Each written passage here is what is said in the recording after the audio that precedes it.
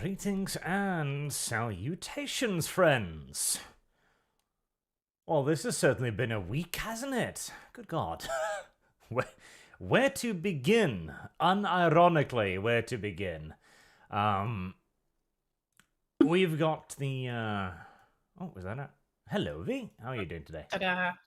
It's, am I late? No, you're just on time. Perfect. Are we live? Yep. Oh, God damn it. Hello. Hello. How are you doing today, V? I've been wounded. They Wounded. managed to suspend me from Twitter. That is true. You did deserve it. You objectified a woman. A right-winger actually managed to do it. Wow. Good on the right. It managed to cancel Bud Light, and now V. The war against degeneracy moves forward.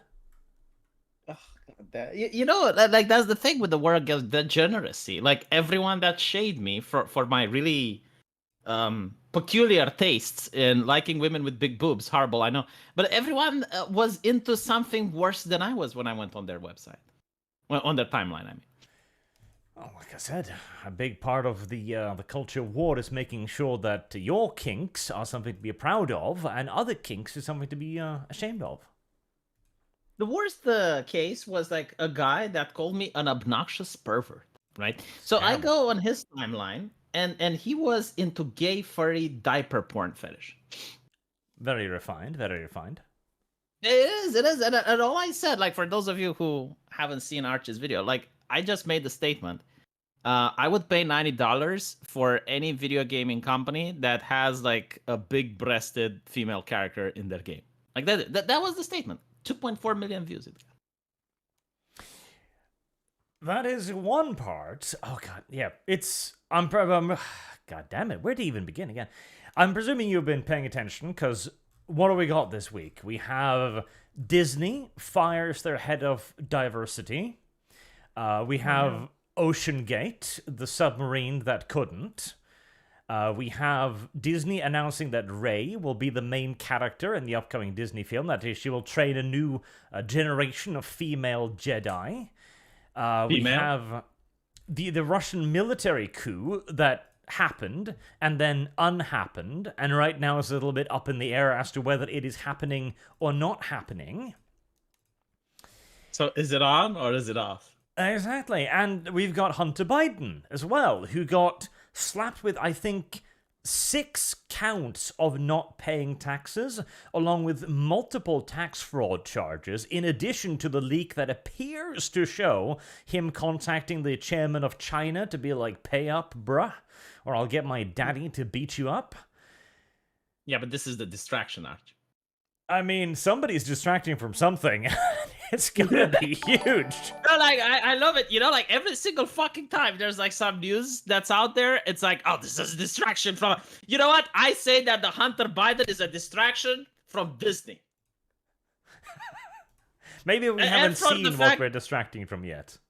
You know what? They're distracting from my post on Twitter. How about that? All right, hold on. I have lost. All right. Hold on.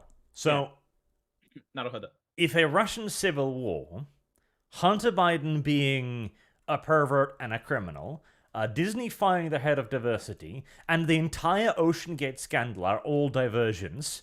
So we're talking about something even bigger than all of this combined. Yes, my Twitter post. I think right now, North America is probably being invaded by aliens. You know what? Like, there are people who legitimately believe that, because, like, there were some meetings with the Senate in the U.S., I believe. Like, they were called for, like, some secret meetings and shit. Yeah, because there was a bunch of American military deployments as well. So yeah, I think that's the conclusion. Right now, North America is being invaded by hostile aliens. That is the only acceptable explanation for all of this.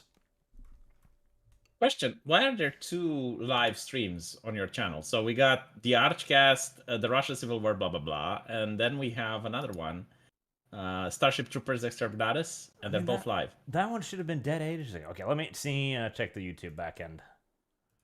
It says live, but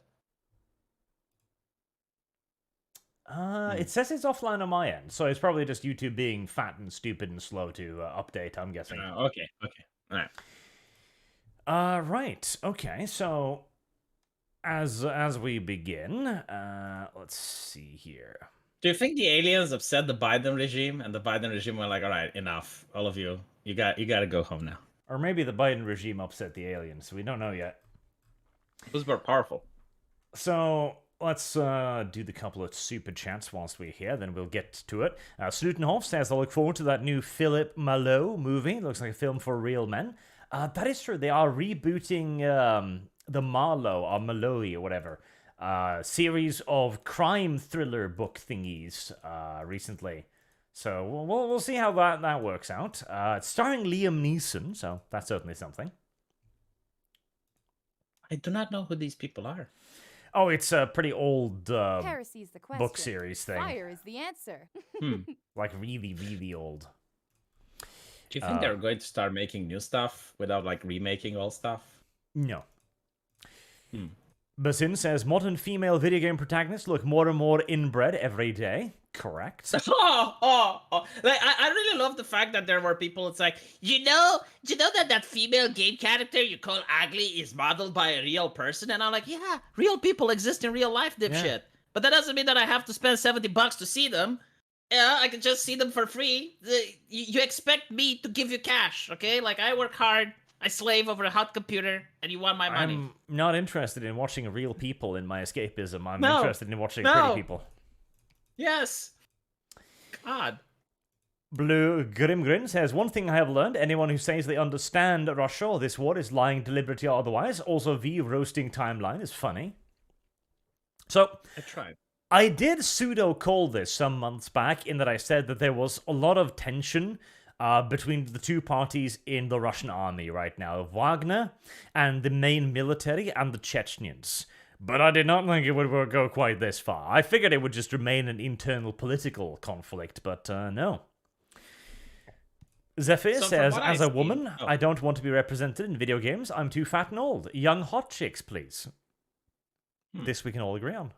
Heresy's the question. Tell me if I'm right with the Fire is the timeline. answer. So initially, you have the mercenaries complaining that they're not getting ammunition, that they're being sent to difficult battles.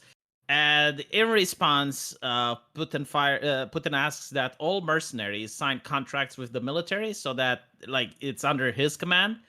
And a lot of militaries didn't like the pay cut from 10,000 to 1,000, right? So some of them said yes, but the Wagner said no.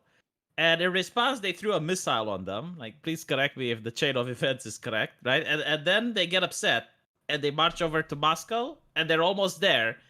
But then the president of Belarus gets involved. And they're like, all right, well, we'll chill for now. Well, that's the thing. So, Techno Wizard also donates $10 without a message, so either YouTube yeeted it or he didn't send one. Thank you, regardless, very much, sir, for your donation. So, what appeared to have caused this, according to Wagner themselves, as after Prigozhin, the owner of the Wagner Group, said that his encampment had been attacked in the middle of the night by regular Russian army forces, killing a, quote, huge amount of his men, and that he was going to destroy any resistance to the Wagner Group and he was going to march on Moscow. But he did. In fact, they seized the primary logistical hub nearby, and they were even seen talking with the Russian regular military commanders in the region. Just chilling, literally. They were seen talking together, walking together, etc., as if nothing was happening. And then they started driving towards Moscow, where there were unconfirmed videos of the Wagner column being attacked by airstrikes, but very much so unconfirmed. And now, it seems as if the entire thing has been called off. But interestingly is, so this seems to be coming near exclusively from Twitter. A couple of hours ago, this started breaking. He said, we are turning our columns around, going back to field camps. Wagner Chief Yezhnev Prigozhin, or something like that, announced after vowing to march on Moscow to topple the military leadership. He said he understood the importance of the moment and did not want to spill Russian blood.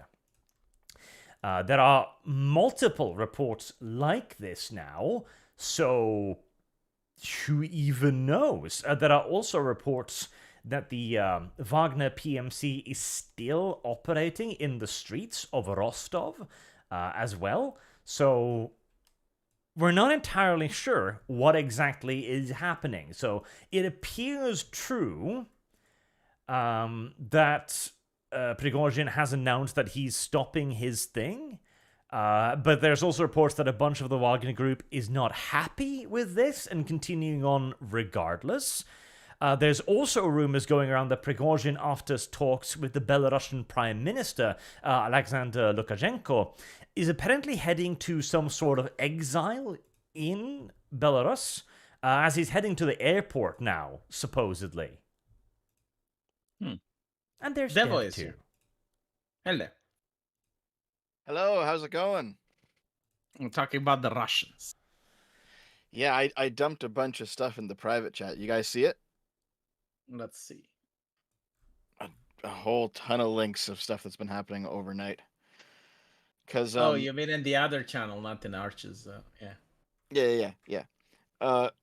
Basically, like I had gotten all my ducks in a row to do a stream with Lilith on the submarine, and right when we hit go live, all of this stuff started happening with Russia last night, and I was like, god damn it.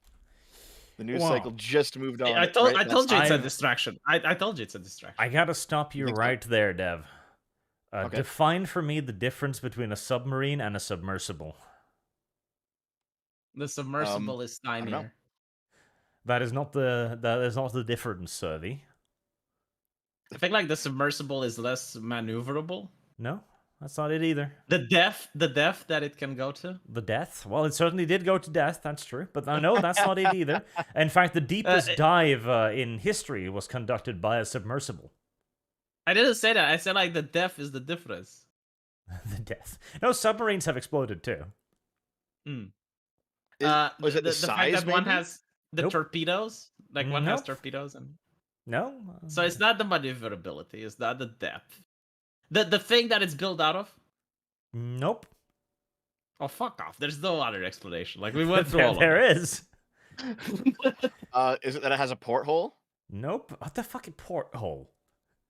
I have lost. As in a window you can look One at it. one is connected to a little boat and the other one isn't. That's the closest you've gotten. See, I did it. The difference between a submarine and a submersible is that a submarine can carry out its operations under its own power. It can dive, it can rise, it can return to port, it can exit port. It's entirely self-reliant. Whilst a submersible requires a host vessel or some sort of mobile dock or predetermined operating area to function. And this was a submersible. This was a submersible, yes. I see. Do we know when it imploded? Because there were like news that people were Service banging for like 30 guarantees minutes citizenship. intervals. Yeah, Well, that ended what was up with being- that? That ended up being false. Yeah. We will get to that, but let's concentrate on Russia first. So let's Alright. get Alright. one I have enormous lost. thing Shit. out of the way first. All right. Do you think it was a psyop? Because this is what people are saying. Like they faked the coup so that the Ukrainians advance and then they can encircle them. Well, They can circle. there has been some interesting little rumors. there has been some interesting little silence kick. So let me send you a link here in the links channel. You might remember a couple of days ago, the Pentagon announced that they had $6.2 billion to spare. Mm-hmm.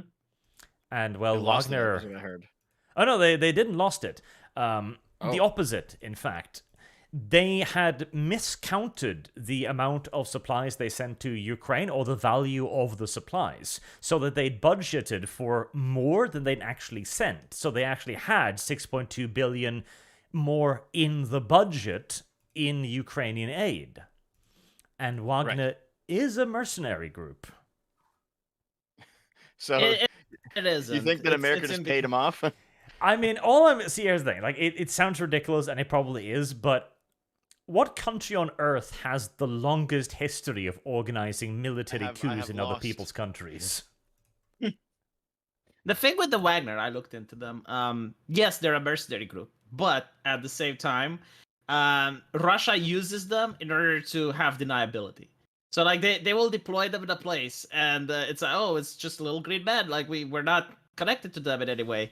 And it's also so that they can lower the casualties number. So like if you have like a military, it's getting a lot of casualty. It looks bad in the news, but well, they're mercenary casualties, so it's viewed differently. Yes, that is absolutely part of it as well. Deniability and the fact that they're not actually like Russian army. That is also part of it. Yes. Yeah. But now it bit them in the ass.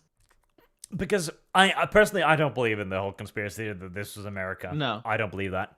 I think, because this has been simmering for quite some time. There's been a great deal of tension between Prigozhin and the Russian military command. Like, we've seen this for months now, that the two sides have kind of been sniping at each other. But this was a very sudden and rapid escalation, and for anyone saying that this was like a big psyop or something as well, I mean, Putin seems to have believed it. They were deploying defensive positions outside of Moscow. They were closing the streets. They were mobilizing the police and the military around the area. This was one hell of a song and dance for a psyop. There's rumor that Putin have left Moscow. Although Moscow denies it, yeah. There was a sudden and large-scale uptick in private aircraft traffic out of Moscow airport, suggesting that people with money decided to GTFO, but we don't know. Mm-hmm. Well, there was that one report about Belarus's president fleeing to Turkey. How true was that? Do you guys see that? I don't think so, because the other report states that it was the Belarusian president who initiated talks I have lost with Wagner and got them to back down. So probably not. It's one of those things where in the past 24 hours, it seems like a bunch of stuff has come out and we're just waiting for it to be debunked or not. Yes, the last 30 or so hours have been crazy. Because again, I mean, Putin made official statements about this, like calling them traitors and shit, like how they were backstabbing everyone else and so on. And they even introduced a brand new law stating that they could punish traitors, quote unquote, far more harshly than regular military regulations would suggest. So it seems like somebody was panicking. I'm really curious what did the negotiations went like, but like probably Wagner may not have expected the Belarus to intervene. And he was like, yeah, we can take Moscow, we can hold here and here, but it's like, oh shit, now Belarus is coming after us. Well, here's the thing. What a lot of people fail to often realize around this is that Moscow is a goddamn fortress city. Not only does it have a significant military presence, it also has a police force which is militarized to a point that it makes the American police force look downright peaceful by comparison. So, taking it, even if you take Prigozhin's claim that he had 25,000 men, etc., it wouldn't be easy. Nor would it be quick, either. What if some of the forces refuse to fight, though? Because like you're talking about a civil war, and some of the Russians there may be sympathetic to the Wagner Group, and maybe that's what he was counting on. Entirely possible, because it seemed like the first city, Rostov, was it, that he entered, the military there seems to have just kind of surrendered, or at least not fought, as there was no reports of fighting. There doesn't appear to have been any damage done, at least I've seen none documented, etc. And you saw Wagner Group officials in talks with the military leaders of the area. So presumably they just kind of like went like, okay, well, we're on your side or something. It's not just that. Here, I'll post this in which link channel? Yeah, I'll put it in the link channel. Yep, link channel above would be nice. So there's a bunch of videos like this coming out where you see the citizens of Rostov. They're all buddy with Wagner. They're very happy about this. This was before Wagner announced that they weren't in fact marching on Moscow. But when it seemed like they were going to actually fight the Russian government, people in Rostov seemed very happy about it. They were completely on side. Yes. And now more footage are coming out that they aren't as happy after all, presumably because of the negotiations surrender, or the announcement that they wouldn't be going to Moscow, etc. Can you imagine if your face is one of those videos cheering, and then it's like, it's not on, it's off? Well, because the question then becomes, of course, how popular is Putin really? And I would have said, like, before the Ukraine war, I would say very. But now, like, the Ukraine war has been an enormous L for Putin. Because he has completely and miserably failed in taking out Ukraine quickly. And there seems to be no resolution in sight. Like, I want to point out, too, even with Wagner Group abandoning the front line, throwing the Russian logistical system into complete chaos, screwing over their leadership system, and sending Putin and Moscow into a panic, Ukraine doesn't seem to have done much with it as of yet. Probably because they're not in a position to be able to do so. Even like the Grand Offensive has done, well, pretty much exactly what I said it would do. Seize a couple 100 meters here and there and then peter out. It's interesting because would like this actually increase Putin's popularity because he actually managed to defuse the situation? Possibly, but it could also be the reverse, in that people now see how fragile the regime appears Service to be. guarantees citizenship. Yeah, I wonder if the Ukrainians are just kind of taking it slow because they don't want to be caught off guard, right? Because what if it actually was just a giant psyop designed to make the Ukrainians launch a move that they couldn't actually support? Entirely possible. Like, we are attributing maybe a little bit much intelligence here to the Russians, because what we're suggesting at that point is like a 4D chess move. Like, we're talking a Hannibal at Kane move, where they fake an enormous, like, retreat and upheaval in their ranks, only to slam shut the jaws of the trap. I don't think Russia has the ability to do that. But it is theoretically possible, and, you know, being in the command bunker in Ukraine, I could definitely see them being nervous of that, just sitting there like, is this really happening? Like, do we know?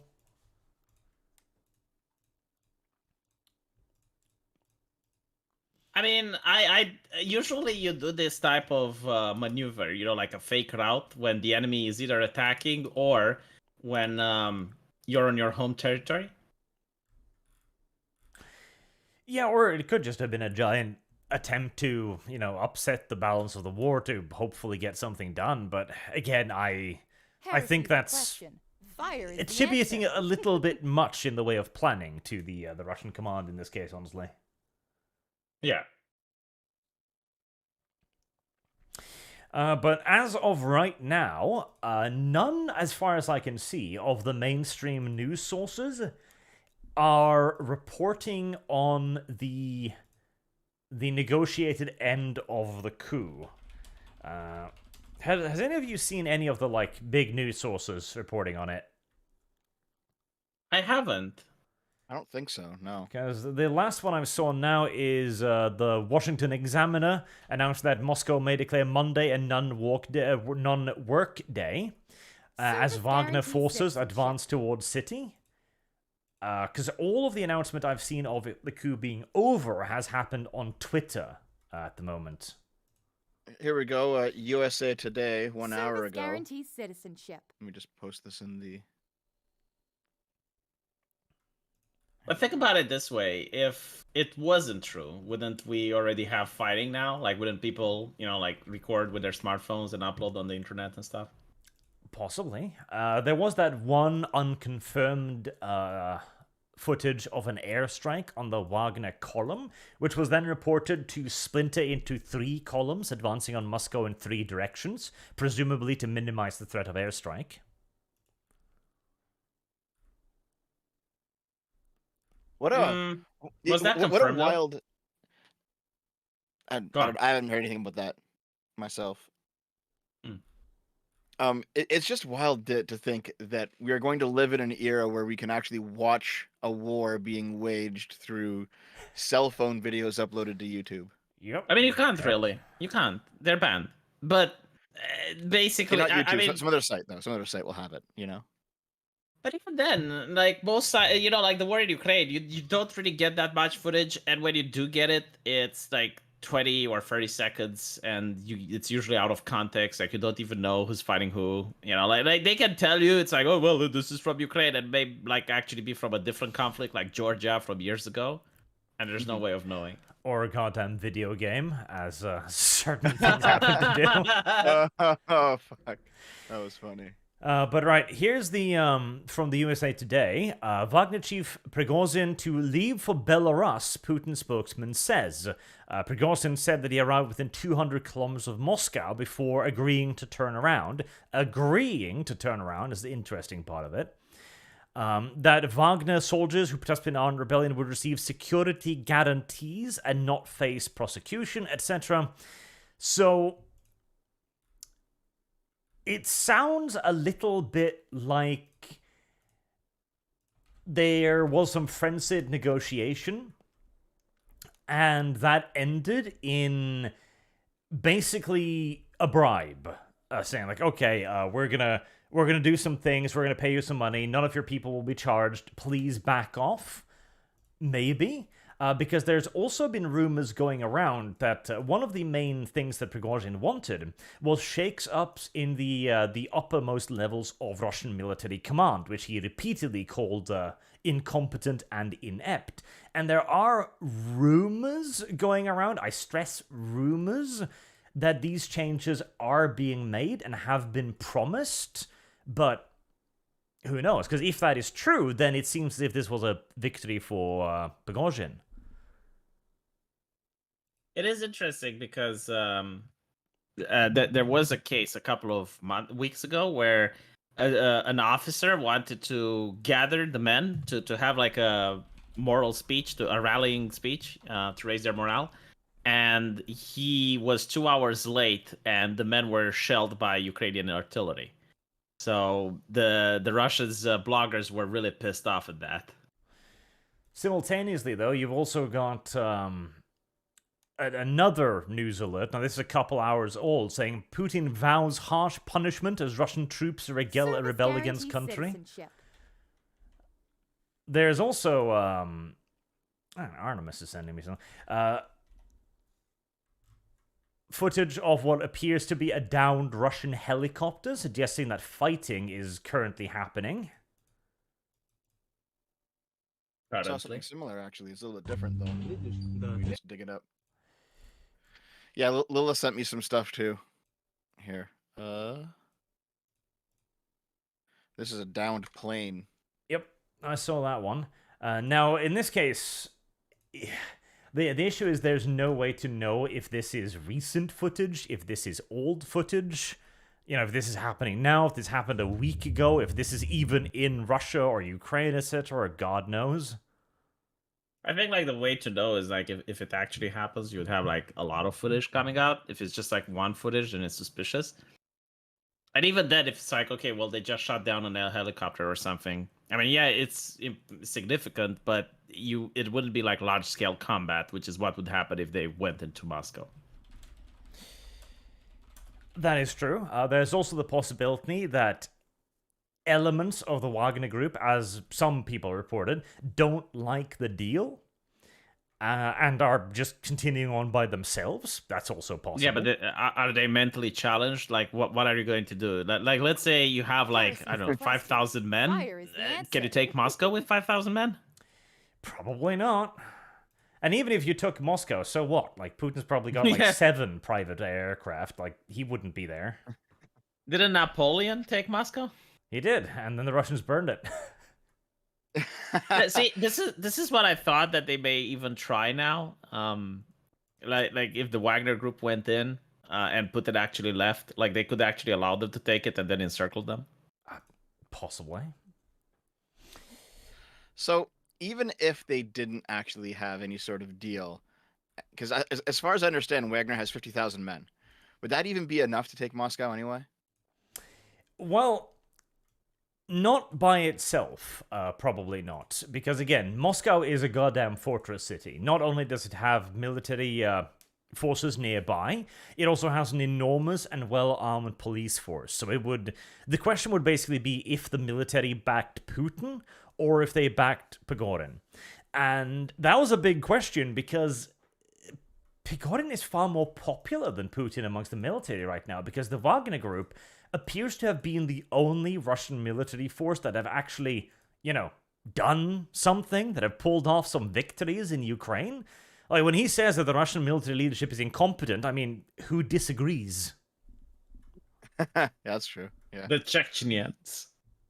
The Chechens, yeah, probably, because they're the ones in charge. But it's interesting. Like, if they would have taken Moscow, then what? And the question is, like Arch says, well, they have like military police and stuff, and they do. But like, who are they going to be loyal to? That's another question. Mm-hmm.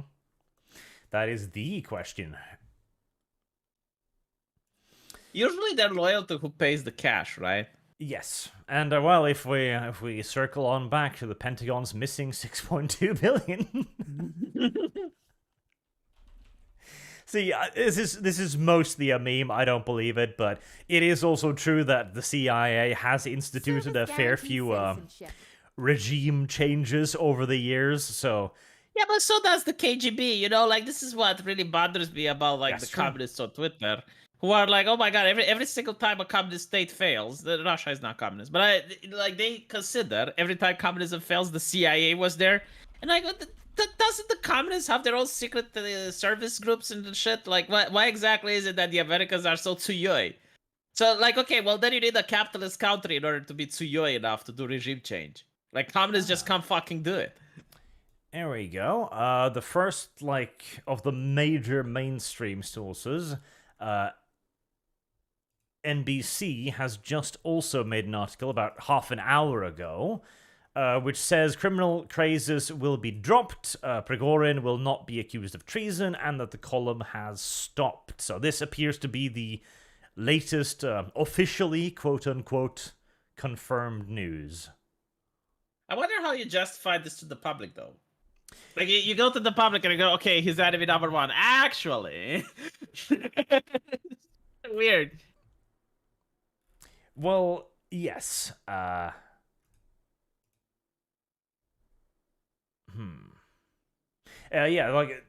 does Putin explain this?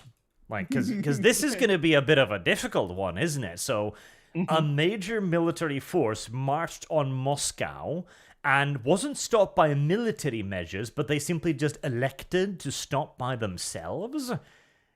It's going to make Putin look very weak, isn't it? Well, yeah, but I guess he can say right now we need to focus on one conflict and we don't want brothers to fight against brothers. I suppose that's what he can come up with. Yeah, he can spin it as being a deal maker. So here, check that out, Arch. All right. Yep. This is a bit older, but it does show the map of how far they got. Service guarantees citizenship. Actually, the live version has a better map. Here, hold on. Voronezh. I will just link you the image itself because the rest of the article's junk. But there's the image. Approximate distance before turning back. Okay, yeah. So they did get pretty close. And there was a video coming out of Rostov. They were being welcomed. There was a bit of fighting I heard in whatever that V city that I can't pronounce, starts with a V. And that one, there was a bit of fighting, but they pretty much just took it.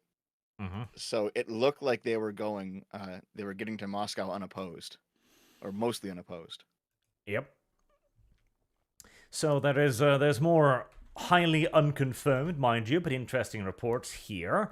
The Prosecutor General's office has found procedural inconsistencies in the decision of the FSB to open a criminal case against Yevgeny Prigozhin. I butchered these names. So the FSB is basically their secret police thingy, and they have found procedural inconsistencies. Like, that tends to be politician speak for somebody did something we don't like anymore, and we're probably gonna yeet him. I see. Yeah, sounds about right. It is, I have lost. Shit. Let's see. 3 Mi-8 helicopters, one other Mi-8, a Ka-52, an Mi-35, and an Il-28 aircraft are the ones that are reported to have been destroyed, apparently.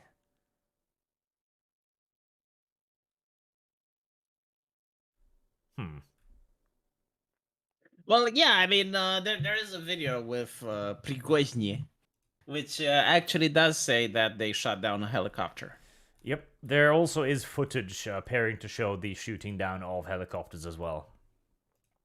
How do you justify this to the family of the dead? It's like, yeah, they got shot. Are they going to go to prison? No. Well, they might have ejected. Oh, okay. I found the deal. Possibly. It's on Twitter, so who knows, right? Mm-hmm. But I don't This think you seems- can eject out of a helicopter, Arch. You can. Can you? Through the rotor. But there's the deal that apparently they're getting. You know what? Like, you could probably have like a system that pushes you sideways rather than up. Let's Drops see. you at the bottom. Kremlin spooks. No, Dimitri, not let's at the go. bottom. Like, you'd still die horribly if it goes wrong. But imagine, like, if you have, like, an ejection system in a helicopter that pushes you to the left. Like, just pushes you with the chair as hard as possible to left or Just right. out the out the Yeah, side. yeah. Yeah, it might work. What do you think, Arch? He's going to curse at me if I tell him this, won't he? He's going to consider me stupid. I have a feeling that if the helicopter is spinning and still falling, you'll just go into the rotor anyway. Oh, Yeah, we're toast. probably. No. They blow the rotor off. What? Oh yeah, makes sense. If they're Yes. falling and there's an ejection, Yeah, there's no point in the rotor anymore at that point. I don't know if it's standard, but the KF-5050 has it. I'm pretty sure the Apache has it. They just have an explosive charge that detaches the propeller. Because I was Okay. thinking, like, if it pushes you sideways, left or right, then you should be fine. But, like, yeah, you need to blow the rotor off first. So, according to what Dev found here, charges dropped against Prigozhin. That seems right, because he seems to be fine. He seems to have announced that he's leaving for Belarus, who will leave Russia for Belarus. So, in some form of exile, basically. Wagner fights who didn't take part in the uprising will sign contracts with the MOD. So that basically forces them back to start one. So it maybe Prigozhin sold out Wagner Group. Wagner fights who did take part are not charged. No words on potential MOD leadership changes. So he claims that there is no word of leadership changes in the Russian army. Heresy's the question. Fire is the answer. Did he sold them off, or were they like, look, you ought to take the city, right? Now we have this many units, and Belarus is coming with this many units, and China is a little bit pissed. So, Service do you really guarantees want to do this? citizenship. I mean, it sounds like a bribe to me. It's like he's got no opposition. He's marching on Moscow essentially unopposed, and then suddenly it's over. His own dudes don't know what's happening. Nobody knows what is happening, and he's flying out to Belarus within the hour, etc. It sounds like somebody received a nice big fat check in his bank account. A big sack of money trailing behind the plane. It does sound that way.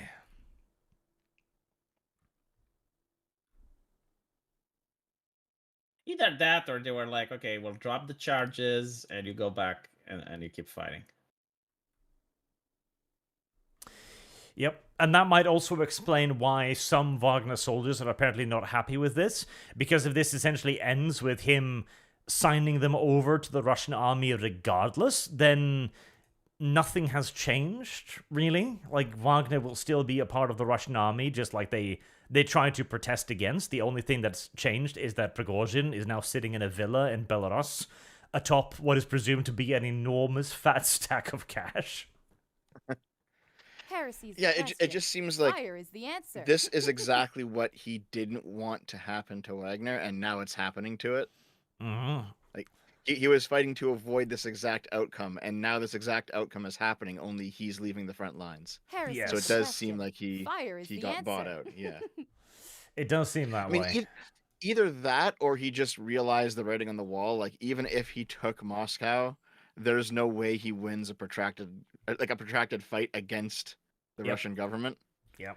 And he's like, well, I can't exactly rule Russia, even if I do take Moscow, so I'm just gonna leave. Yep. So I'm gonna take the deal and I'm gonna GTFO. Yep. Hardly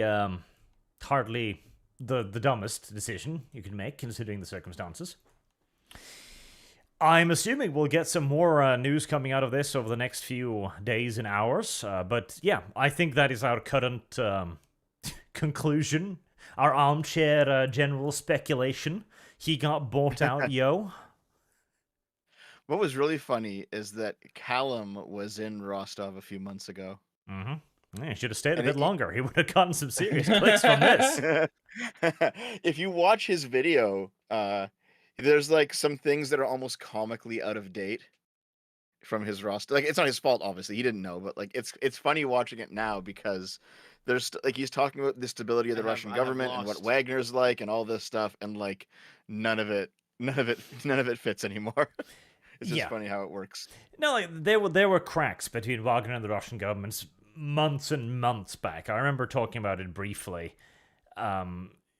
Because again, Wagner was the only one who actually managed to do something in Ukraine, and that did give Prigozhin a great deal of popularity, which is why he managed to get into Rostov without a shot being fired, and why he apparently traveled several hundred kilometers on the highway to Moscow without getting shot at. Well, again, allegedly, they had said that they sent people to shoot at them, but they refused to follow orders. There was the rumor, yes, that helicopter gunships had been dispatched to intercept the convoys and that they had refused to fire at them, which would make sense because Wagner would still, of course, be using their IFF codes from the Russian army. So all the helicopter pilots would see is a convoy full of what appears to be Russian soldiers flashing the correct identification code and probably then going like, are you sure? Well, either that, or they would be like, well, there's gonna be a civil war. Like, are we on the right side of history? Yep. Like, do I wanna push the trigger here? But this is also going to do some serious damage to the Russian war machine, of course, in Ukraine. Presumably, a great deal of Wagner will return to the army, presumably. But without the Wagner Group being organized in the way it was, they're probably not going to be the same force on the battlefield anymore. And if they simply get rolled into the rest of the Russian army, well, as we have seen, they have appeared to be, well, shit. So...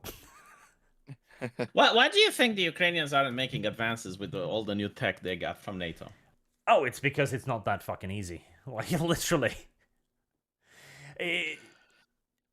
It's the same reason why Russia didn't manage to beat Ukraine out quickly. It's because attacking in modern war is hard.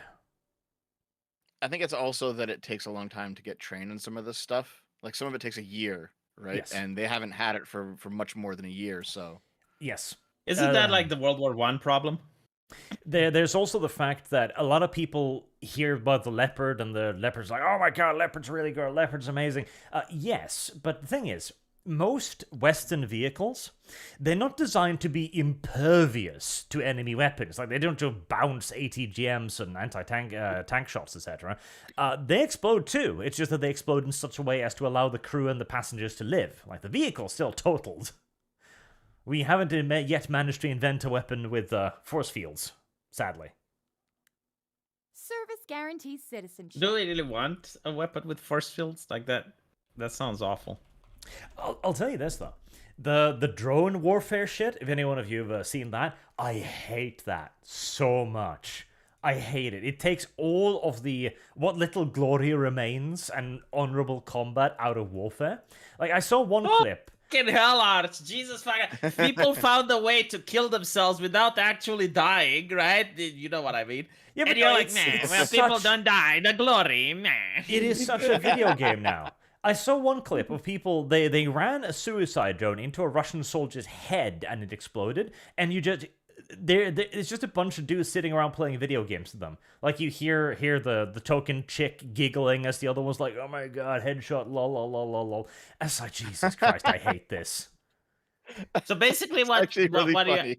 yeah, like what you actually hate isn't necessarily the fact that there's no glory. It's that the detachment, right? Like, but let's put it the other way around, right? Let's say you're piloting a helicopter, an Apache or some shit, and you see some people down there and you light them up. Isn't that like kind of the same? Like you're just pressing a button and it's not like mano.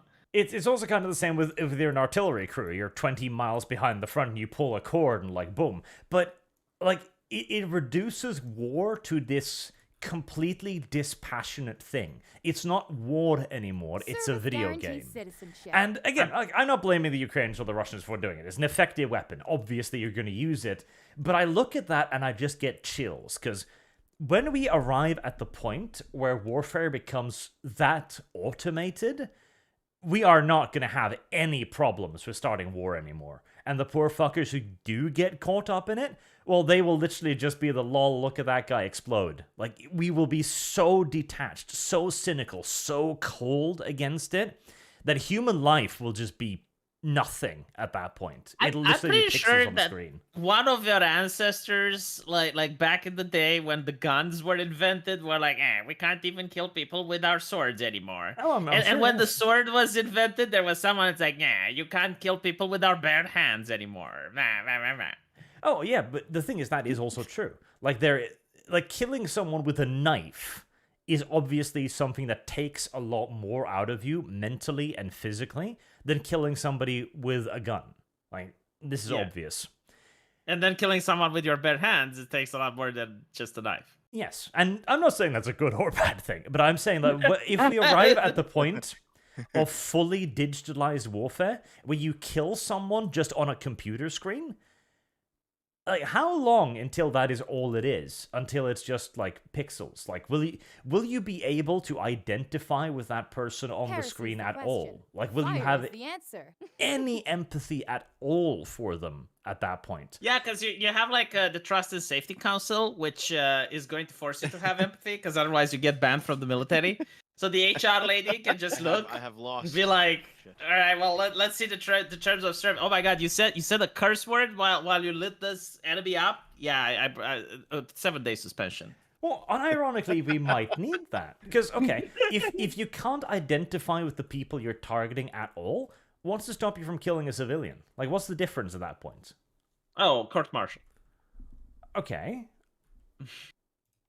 But Yeah, but it's not then good. it's already over. Like, okay, so you're saying that, okay, there might be a legalistic response later on.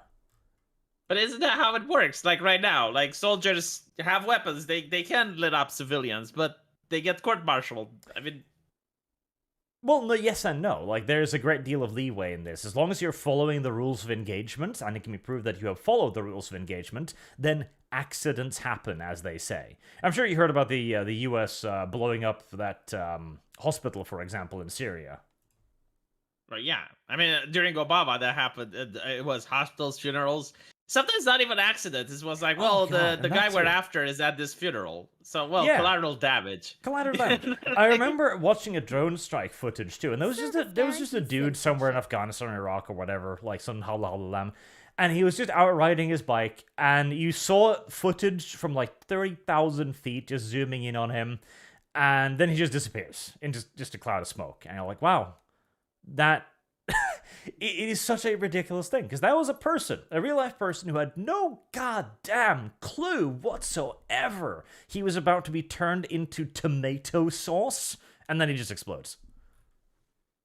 You know, that's a bad way to go, because, like, if you think about it, all of us have to go sometime. And, like, dying of kidney failure, cancer, heart attack, that's painful. But, like, dying like that, it's just, like, it's over before you know it. Yep, V would like to go via Predator drone, please. Unironically, like, I was thinking about the sub thing recently, right? And I was like, everyone is like, well, they didn't feel anything. So, That's true. I mean, we don't know. But, like, let's assume, wouldn't this be, like, the most humane method of execution? Via Predator drone or Submersible? Yeah, by a submersible to the Challenger deep. I mean, you get to see the pretty sights and shit, and then it's like over, and you don't even know. Is this going to be the segue into the next topic? It will, but let me. Okay, so we have gotten a load of super chats, and I'm sure some of them will bring up like topics and stuff. So let's go through Just some one of them question. first. Just a question for chat. Unironically, if you are on death row and you get to choose your method of execution, and you have I have lost. shot, you know, like you have like the appeal to be shot by a platoon of execution, or electric chair, or submersible. What would you choose? Service guarantees I think citizenship. I'd choose bullet to head. Honestly, I feel like that would probably be the quickest. They actually give you to the heart, not to the hand. Well, that's silly. There is a state in the US which apparently I have couldn't lost. obtain the drugs required for the lethal injection. So they allow prisoners to choose between getting shot to the heart or the electric chair. Well, seems like a terrible choice, honestly. Yeah, But but like, what if I you have think- the submersible? I would That's the choose first the option. most expensive option, just as a generalized last FU. But like, it doesn't have to be expensive because like you don't really need to pilot it, right? Yeah, but You know, still, assuming it go. you're gonna have to drive out to a depth where you could implode. Like, you're gonna have to burn a couple $100,000 in fuel to get there. What if it doesn't work? Like a botched execution is you staying on the bottom of the ocean for like 4 days until you run out of food. Well, you'll freeze to Oh. death a lot quicker than that. I mean, you could set it up such that the way that you die is the most traumatizing for those around you as a final fuck you. That too. You Yeah. know that? Do you know that apparently you don't really freeze to death because like the temperature was like -2 degrees Celsius. So if you have like some I warm have clothing, you lost. can't survive -2 for 4 days. Like you Yeah. would die out of thirst before you would die out of cold. Depends on how deep they were, because it gets real cold down there. So apparently, no, because this is what I thought as well. It's like, oh well, it's going to be like -100, but no, it's actually like at Titanic level. So unless the website lied to me, it's like around -2, -5 degrees Celsius, which is pretty cold. But like homeless people survive, so Yes, sort of, but -5 is not good. it's really cold. Yeah, but like if you have a jacket, you'll survive. Did you make your super chat my face with a communist symbol? Yes. God damn it. Well, it's one of them. I have several now. People are actually starting to believe this. It's not true. I know. And you know what the best part is? The voice line that plays is the one I clipped from the last ArchCast where you say, I have lost shit. Just to complete the chat, apparently like Challenger Deep doesn't freeze despite the fact that it's -0 is because of the pressure. Like you can't have the crystals forming. Yeah. Under pressure, water will stay liquid. Even if it's under 0 degrees. All right, let me get some of these super chats because I'm sure some of them might be reeing at us, going like, "Didn't you see this? Didn't you know that?" And no chat, we knew nothing. Animate I have Acumen lost. says, "Hello, Arch. Hello, Animate Acumen. Good morning, even. Good day. Good evening. I don't know where you are. Tell me." Cino says, "So is this not a feint? They make as if to march on Moscow, not a retreat, but to move from their place only to launch a counterpincer. Again, it's theoretically possible, but I just don't think the Russians are that clever. I genuinely don't. It would be funny if they did, though. Like, that would be some serious Hannibal shit." TC Rock says, "War is always confusing, even to veterans." That is true. Taras Shrenko says, "Hey Arch, I have 2 questions. One, what will be the effect on Russian morale? I don't think having one of your allies run an armed rebellion and shooting down 6 helicopters and plane will help. And 2, what precedence is set for Russia?" Oh, that's a difficult question, isn't it? Because I bet you that, honestly, a lot of the Russian soldiers were probably cheering when they were told that Wagner was heading to Moscow. Because they don't like their leaders. They view their leaders as genuinely incompetent. Like, Prigozhin's view that the Russian military leadership is shit is quite widely held. So if anything, I think their morale might have taken a bigger hit when it was announced that they wouldn't march to Russia, and they would instead just be turned around and be included into the Russian military machinery. I imagine a lot of them is thinking what we're thinking, that Prigozhin took a big fat payout and has now sold out, as they say. And 2, what precedent is set for Russia? Well, the immediate precedent is if you've got enough dudes, you can march on Russia, and the worst thing that'll happen to you is that you get all charges against you dropped, and you get a villa in Belarus. So, that's not necessarily a good precedent to set. I imagine this will severely weaken Putin's position, and there are several people in the top Russian brass, the oligarchs and the leaders, Heresy that is the are question. worse Fire is the answer. than Putin. And I imagine a fair few of them might now be looking at their own bank accounts and wondering whether or not they can't pull off something similar. I don't think they have 20,000 men, though. I think they Service could buy guaranteed 20,000 men. Are they And really that hell, rich? They don't need 20,000 men, V. They just need 5,000 men in the right place. Like, for example, I don't know, the police departments in Moscow. Heresy is the question. Fire is the answer. What about like Ramsey, which can just use 20 good men? 20 good men.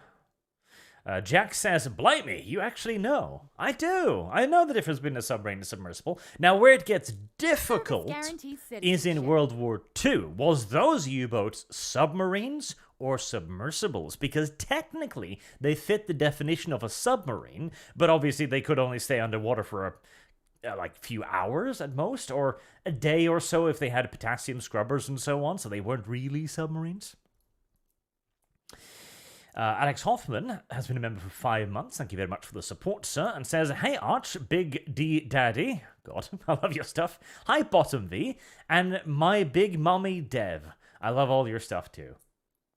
Hold on, I have a question for Dev. What is the difference Huh? between a clip and a magazine, Dev? A clip in a magazine? Yeah. Well, I mean, isn't the clip when the bullets are like they're outside is the on like a little question. rail, Fire and then is the the magazine is answer. when they're actually contained? Well, V? Well, what about a revolver, Dev? Like, what do you load it with? You load it with just individual bullets, right? Yeah, what about like an MG42? And what do you put I don't know in what that it? is. I don't know what MG42 is. A big machine What gun. about like, yeah, machine gun, the one that goes da da da da da, da and it has like bullets going in. Yeah, it has like a belt. It's belt fed. What the fuck does he know this shit, Arch? I'm sorry, V. He owned you there. Like, unironically, this was a rare Dev W. Okay, but like, okay, fine. A shotgun. do you have a clip or a magazine to put in the shotgun?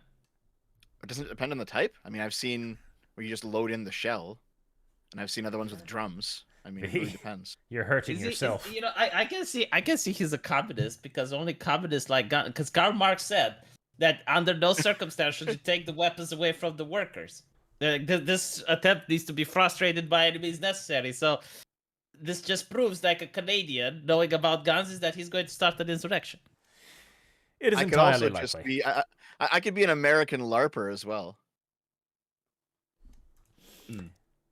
I could just be like a Second Amendment fanatic. McWild11 says, it's gay op. Prigozhin is going to Moscow just to kiss and blow up. And then blow up and make up. Maybe. I mean, I am genuinely not discounting the possibility that it could have been a bit of a gay op to just get paid. Reverend North says, Arch, which super soldier is the mightiest? If a Custodes and a Grey Knight had a lore-accurate fight, who wins? And how would a Thunder Warrior fare against either? Hashtag blame Erda. The Grey Knight would probably win, because he's a full-on psyker. And the Thunder Warrior, well, if you take the Thunder Warriors from the Horus Heresy, then they would beat the shit out of Space Marines, but they would lose to Custodes. So, yeah. Charlie says, reminder, Dev, that you have homo lust. Take care. I mean, that's fine. Dev, I'm did okay you with see it. my post on Twitter that got me suspended? Yes, I did. I'm gonna do a video about it actually. Oh my god. Oh my god. I working never on it. thought that I'm going to be this controversial. I had a Vice journalist fucking contact me. Like, what the fuck? Oh my god, guy, like, straight man, likes big boobs. Extra news, read all about it. How dare he? So here's the thing. Dev's I gonna also make like a big betrayal boobs. video. I also like, No, I get also, the fuck out. We have the most fringe fetish in existence. I also have hetero lust, Service Mr. guarantees Superchatter. citizenship. Oh yeah. Don't Do you know worry, that, V. like, V. When I make my video, I won't backstab you. Don't worry. do you know what I noticed? It's like if you're a guy, right, and you like an anime girl with big boobs, then you're a Here's the pervert, right? Like question. stinky Fire pervert, is the incel, answer. etc., etc. If you like an anime girl with no boobs, oh my god, pedo alert. If you like a fat, like chunkla, you know, with lots, like a massive corporeal manifestation, Service then it's guarantees okay. citizenship. Fucking hell, like, who makes these rules? Well, have you Well- heard of the concept of safe horny? Is that a thing? Yes. Arch, So what there's- is safe there- horny? There's safe horny and there's unsafe horny. This is a new thing that's appeared Oh in my the fuck. far left So- Twitterverse in the past I wish 6 that months or look, so. look. I wish that the far left would reach their mouth down and have a conversation with my cock because it has a mind of its own, and I cannot like if they convince my cock to like what safe horny is, then maybe it does. So here's a good example. Mm. Arch, you were on my channel and we watched Lance from the Surfs on Tim Pool, and he was a complete retard. And I don't know if you remember, Arch, but there was one section where Lance was trying to play up the fact that Tim made a point that a post-op trans woman can't orgasm, and that's a problem, and it is obviously a problem. However, Lance's reply was to say, "You're weird, Tim. Why are you thinking of somebody else's genitals in that way? Yes. Why you I remember think, that. You remember That is that? such a Yeah. Yes. So here's the thing. If you go onto Lance's Twitter account, you'll see him simping for a whole bunch of e-girls, right? And it's like, okay, well, hold on. Why is it that sexuality towards someone you don't know is okay in some instances, but not okay in other instances? And when Every I single wait, no, fucking one of them is a hypocrite. Every Yes, single yes. one with no They're all fucking hypocrites. exception.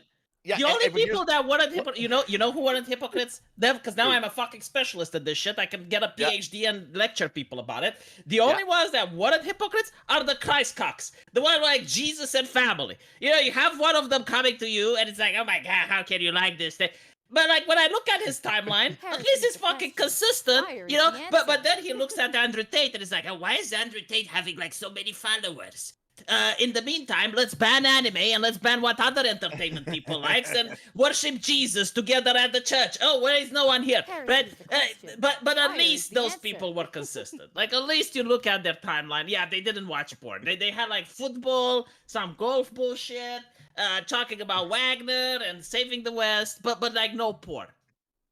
So here's the thing, V. The reason for that hypocrisy is the rules of safe horny. Because Yeah, I I'm went pretty on sure a they can justify I it. went on Look, a I went on a I- big deep dive reading a bunch of nonsense, and I've sussed out the rules. I'm gonna do a video on safe horny, and it's Man, it's if these people were religious, they would find mental gymnastics to justify why they will go to heaven, why they have a dog cock up their ass. Like they will make moral gymnastics in order to justify literally any fucking hypocrisy that they're capable of. oh yeah. So there's safe horny, and then there's a similar concept called safe edgy, where there in a some thing like cases safe you can retard- be yeah, edgy. Yeah, Yeah, is you there a get thing it, like you get safe retardation? Where you can be like retarded, but it's safe. Like it's like you're not a danger to others, you know. But you're still suffering, even though your mind is healthy and you shouldn't. Like it's a choice, but you choose to play the role of a dumbass, but it's safe. I'm sorry, Arch. I got a little bit heated under the collar. I apologize for that.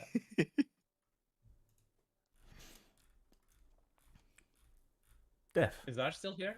what is safe horny? Oh, Kibbs rated. Hello, Kibbs. I guess you're gonna have to watch Dev's video on it to learn what safe horny is. No, Kibbs is safe for it. He's got like this really cute VTube avatar. I like it.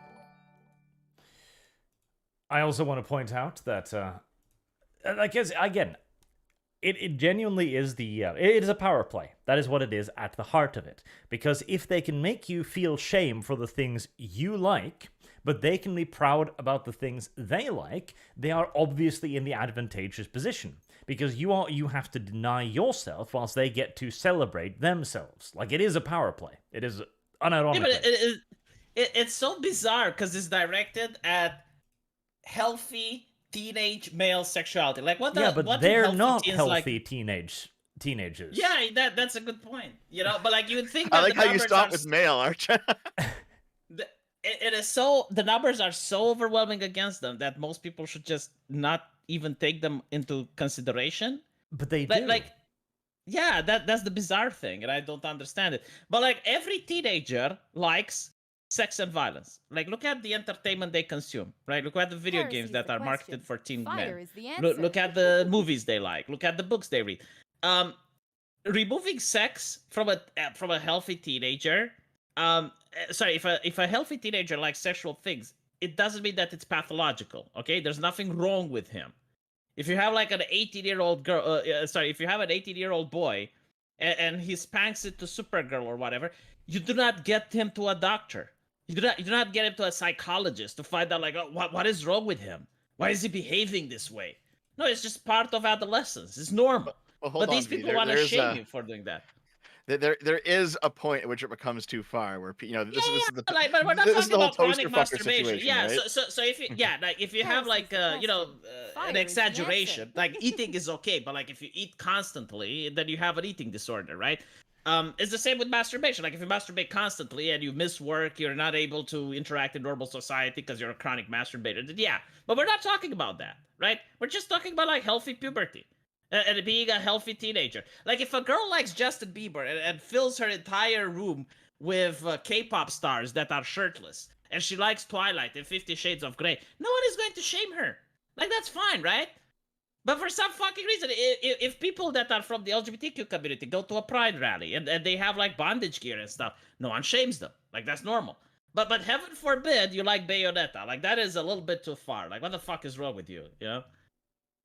And OnlyFans girls that does OnlyFans. Oh, well, sex work is real work. Do not shame her. Like that, terms of service violation. Yes. Unless you're the wrong kind of guy, because then you get fucked over for actually liking an OnlyFans girl. Then you're a creeper. You know. It is. Yeah. You get it. You get it. But again, it's just not that a the mystery. straight men. It's not confusing. Yeah. It's a targeted political strategy. That is what it is. Like this makes perfect sense. It is them being allowed to go around in dog costumes in Pride Month and have every corporation cheer them on, whilst you get yelled at for saying, "Oh, you like big tits."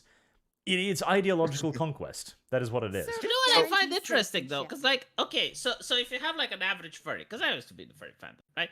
You have an average furry, like he ifs all day and shit, and he wears the costume, like the whole shebang. I don't think like he thinks like you, Arch. I don't think like he's like this, like, all right, so my group now, I'm getting orders from Joe Biden, and I need to, of course he doesn't. He's a useful idiot. He's a useful idiot. No, like that's the thing. It is the thought leaders that do this. It is a deliberate strategy, but most of the retards have no idea about this. Okay, I can actually show you some things. So people in the chat have asked for a couple of hints of the upcoming video. So fine, here, Arch, I'll drop two little tidbits in the link channel. Okay.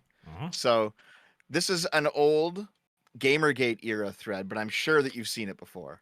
All right, where there's like a cultural machine that takes cis characters and turns them trans, right?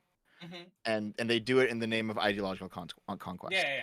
And so like this is a very legendary old thread about You know what's interesting, by the way, being open and just being honest about it. It's like, yes, we are coming to take your spaces, and we don't care. Like, oh, you like Nintendo games, so you like Zelda, and you like Samus from Metroid, and you like all these. Well, you know what? They're all trans now. Fuck you. Like, it's literally just colonization, right? Yeah. Do you know what's interesting? Just a parenthesis, because like this was what the communists did. So like the communists were like bourgeoisie and the proletariat. And they wanted to like sanitize literature and make sure that only certain writers were promoted.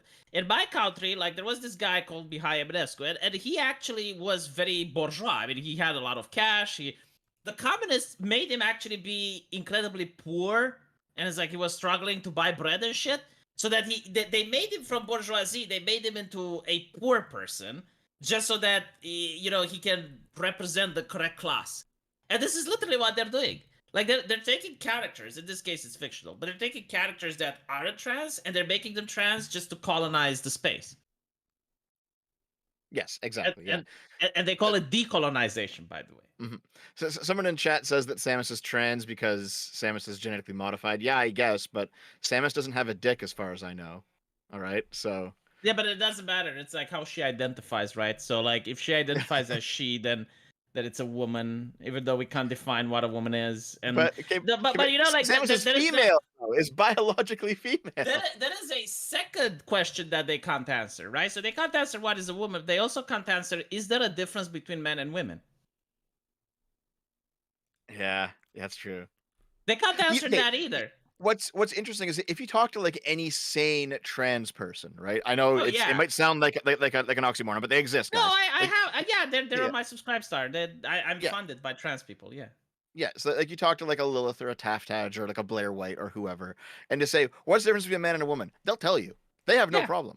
They intimately know the difference between them probably more than your average person does because of their situation. So, but like you talk to the crazies, and they won't be able to answer that question. Yeah. Yeah, but Dev, you do not know about the trans civil war. Like you have the actual trans people that they want to transition from one gender to another, and they don't want to abolish the genders because it's in the fucking name. It's transition, right? Transgender. You add a gender and transition to another. But you now have the social justice activists, the transgenders and the ones from university, and they have waged a civil war with the actual trans people, and they call them true scum because like they're trying to pass and stuff, right? And they actually won. Like they're the ones that are dominating the movement right now. There's a lot of trans people out there who hate that, by the way. They are not happy about what. Well, you know what? Like lots of gay people hate what the gay movement's become. There's lots of gay people out there who didn't want it to become like leather dog fetishists in front of children on pride parades. So, it always seems to be the most radical. Them. Yeah, like PayPal demonetized those gays. Yeah. Oh, so the second thing I want to show you here, Arch, real quick. The second tidbit. This is from this is one of those crazy activists that you just mentioned, V. And there was a thing when the new Spider-Man movie came out. People were saying that the Spider-Girl character is trans. And this person, who is a very, very far left person, says, "No offense, but look at her shoulders and chest." So this person is trying to say, yes, Gwen, the character, is trans because of certain physical characteristics that doesn't make you quite fit in with being a woman.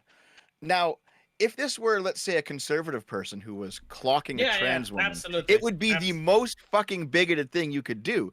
But because this is like from a trans person within the trans space, this is actually empowering.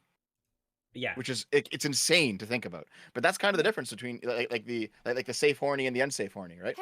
This is kind of the difference here. Fire is the answer. No, they're like bullshit rules that they create. Like the worst rule is that So follow their logic. Tell me if I'm saying something that's not true. White people are the only ones that can be racist. The worst form of racism is white supremacy. Non-white people can be white supremacists. Yeah. Yep. But again, like all of this makes perfect sense. It's not bullshit. It's not difficult to understand. They are the priesthood. They get to decree whatever the hell they want because they've talked to God. And so they get to have authority on this matter. As Dev said, when a trans person says it, it's okay. When a non-trans person says it, it's not. Oh, and I think you did a video on this, but Arch, you must have seen this, right? The question. When someone redrew the Black Mermaid pose as the original White Mermaid, and this person got like fucking destroyed on Twitter for it. Yeah, so like it's all the same kind of thing, right? Yes. It all just goes one way. Yes, because it is absolutely the ideological conquest. Like, it's a tactic. They know it's a tactic. And even the ones who don't know, they use it nevertheless. They instinctively know.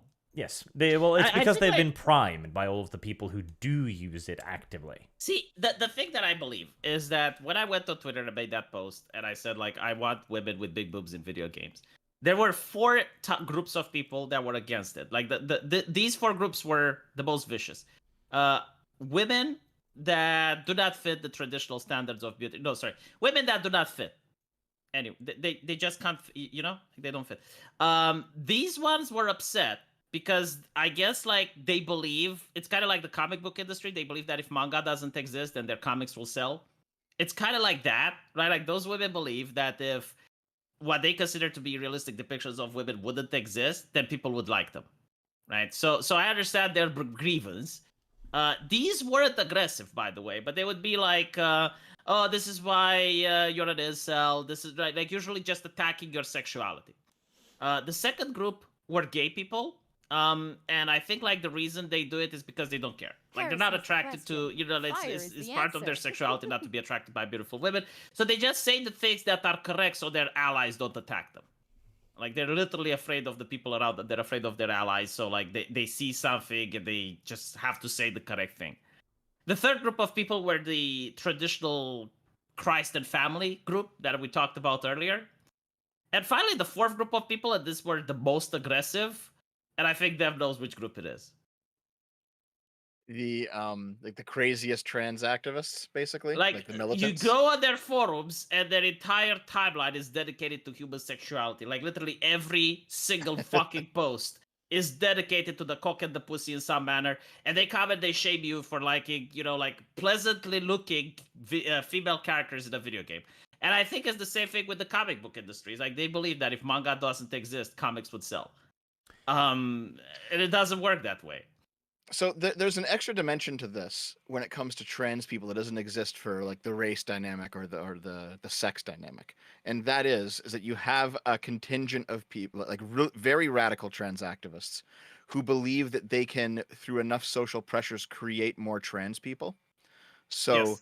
if they can normalize changing characters from cis to trans, they can begin to normalize changing people from cis to trans. And all you have to do is talk to somebody who like cross dresses or is a trap or some sort of feminine male online. They have like an OnlyFans or they're a streamer, but they're like a feminine guy and they're known for being a feminine guy.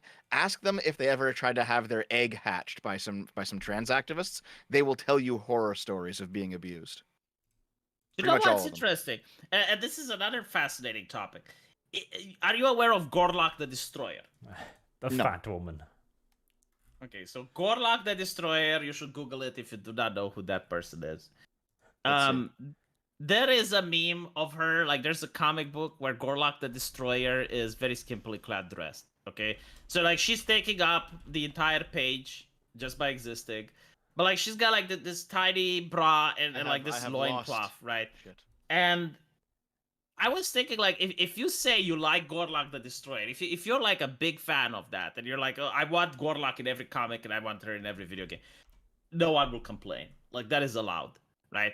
But if you take literally the same clothing from Gorlok the Destroyer and you put it on Milena or Kitana, then they accuse you of hypersexualizing. So, like, what they consider hypersexualizing is a woman with a normal body. Like, that's it, right? Like, if a woman has, like, a...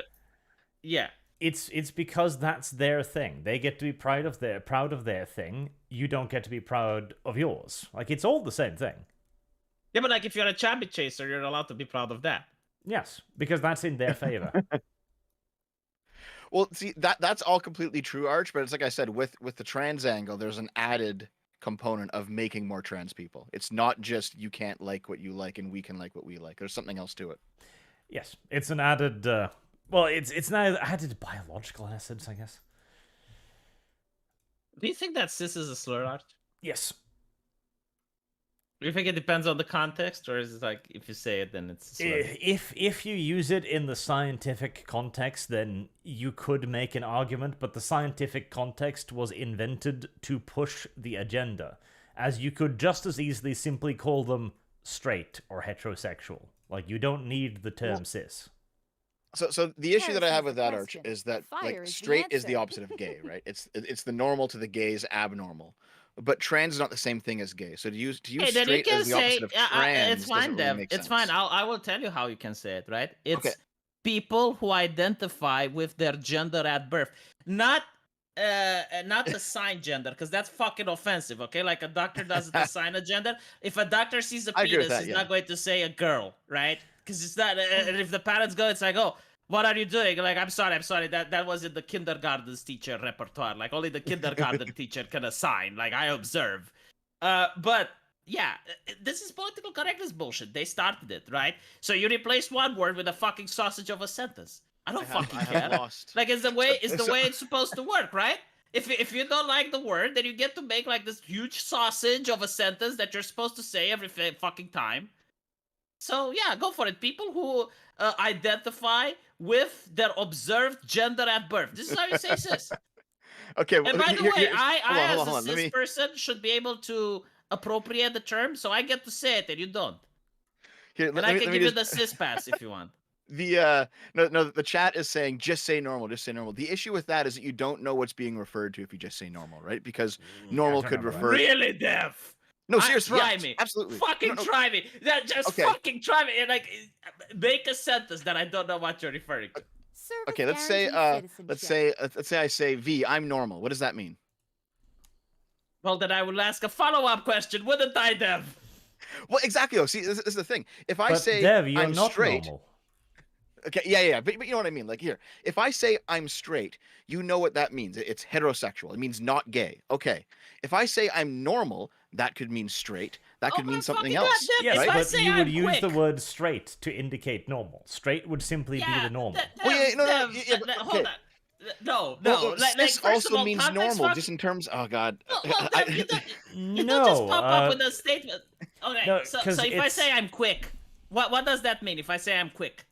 means you're a Right. fast guy. You're not slow. Well, not necessarily. Maybe I come really fast after I put it in, and my wife is very displeased. Like, it fucking Yeah. matters, right? Or maybe I'm quick as smart, like I really figured out what to say. The way you can tell is by the context of the fucking conversation. Like, you can't just say, well, I make this statement out of the fucking blue, and you don't know what it is, so therefore the words you're using shouldn't be used. Hold on. This is a great example. So there's a guy in the chat named Cloud Circuit. He says, Dev, normal means following the norm. Yeah, obviously. He says, if you are normal, you are straight and not trans. But you see here, he said, if you are normal, you are straight and not trans. So you didn't have to say, if you are normal, you are not gay and not trans, because you had a word that is specifically the state of being Yeah, but it's an not offensive gay. word, Dev. It's a That's fucking straight. slur. Good. It's a I fucking don't care. slur. It's good that it's a slur, and I'll still fucking say it. But the point is Yeah, but that you you can have say a it because word. you're part of the group, Dev. Listen, you have a I'll word called. fucking report you on Twitter when I get my account back if you say it. You have a word lost. called straight, and that straight means not gay. So I personally use cis in the same way as a simple shorthand to say not trans. If we're talking about the status of being trans or not trans, cis means not trans. I'm okay with that. That's fine. I don't attach any sort of woke nonsense beyond that to the word. I think it's just a very simple, easy shorthand. If I say your blood works are normal, what do I mean? Well, there could be a whole bunch of things. But okay, so we should stop using it. Oh, we should. No, Right, no, V. I'm not saying stop using it. What I'm saying is, there's going to be a bunch of different things happening in my blood. If you're going to talk about one of those things specifically, then you have to be more specific, right? So if we're talking about trans nonsense, then it's actually reasonable to use cis sometimes. If we're not talking about trans nonsense, you don't have to use cis. How about I use whatever the fuck I want? What about we That's live in a fine, that's fine. society where the meta is when I use what I want, Dev, without the Trust and Safety Council fucking me out my ass? No, listen. I completely agree with you, V. I'm simply saying that there is actually a reasonable moment in which you would use that term. I'm pretty sure there are reasonable moments where you can use the N-word, Dev, but we're not making the case for that now, are we? I am. Are you Yes. on? Guarantees. Give me a reasonable way. More Okay, slurs. when do you More use them? slurs. Use all the When slurs, do you all use of them, all the time. Arch, can I say it on your channel? No, you can't say it on his fucking channel. What is wrong with you, Dev? Say it on your own Service fucking channel. guarantees citizenship. Jesus. I will actively police you, communist. Yeah. What's Okay, trying here. to do, Arch? Just trying to sabotage you. No, this is exactly what I posted once cis was announced as a slur. Right here. Excellent. My repertoire of slurs has increased. God, Because slurs are good, and you should say them all the time. Topic for today. Okay, all right. Hold on. We're going to continue with some super chats now because this is going to take forever. Slurs are good, chat. Say them all the time. Normalize them. All of them. McWild11 says, anyway, gay up or not, West is clinging to it for propaganda, so nuclear false flag in Zaporozhye is hopefully postponed. Yay. We'll see. Play Chaos Voices says, Kremlin nationalize mercenaries, privatize Rostov and Voronezh. I was actually unironically expecting there to be a little bit of a People's Republic moment there, but Techno Wizard says, Arch, ever play Rifts? My channel covers the basic. I have not. I heard it was dead, though. Well, the Rift Mo, I'm guessing. Play Chaos Voices says 2 divisions guarding Moscow are near front. Peskov VDV division is gone too. Rosgvardia is gutted. You think police and worse of Rosgvardia would fought Wagner? I think they would. Because again, like they're not just the police in Russia. Like they are basically the local military police. Techno Wizard says my channel covers the Rift basics. But you said that already. Thank you, though. McWild11 says 4D chess unnecessary. Prigozhin would be on front line. If West would try a nuclear false flag, he was pissed on Ministry of Defense anyway, so he bolted. Well, that is one way to extricate yourself from the position. 427R book says, I'm not saying it would happen, but Russia following the Milan path of being conquered by their own mercenaries would be absolutely hilarious. Yes, it would. McWild11 says, oh, Prigozhin didn't say anything bad about Putin, just general and bureaucrats. Much like its negotiation tactics for more cash, he's like a warlord. The answer. That is true. He used very harsh language against the generals and the oligarchs, but he was going to save Putin from them and show them the truth, which is a bit reminiscent of when the revolution in Russia happened in the 1914s. 18s? 16, 17, 18? Something like that. It's like, we're not going to overthrow the Tsar, we're just going to show him the correct path.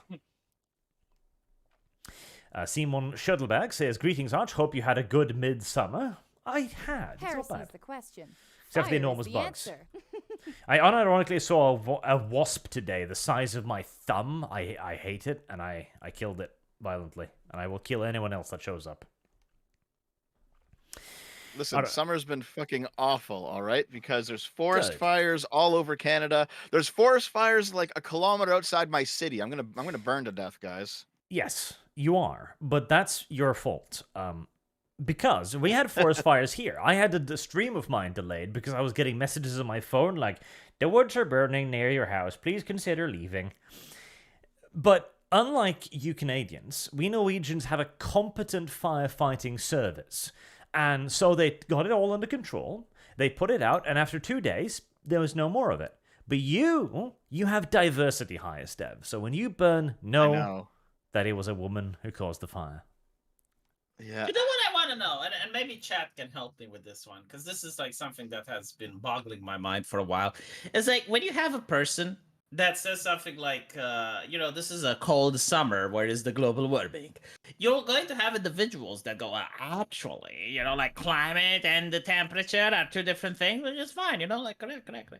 But when there's a forest fire and people go like, global warming, where are the intellectuals then? Where are they? Well, just because like temperatures are high doesn't mean that it's because of climate change. Because the temperature and the climate are 2 different things. Well, yes, like unironically, because this was one of the longest and shittest winters in Norway in like the last decade, and nobody mentioned the climate change. But then they were like, I have lost. Oh God, okay, it's getting warmer. Climate change. It's climate change. Oh, there's a drought. Climate change. Oh wait, there's too much water.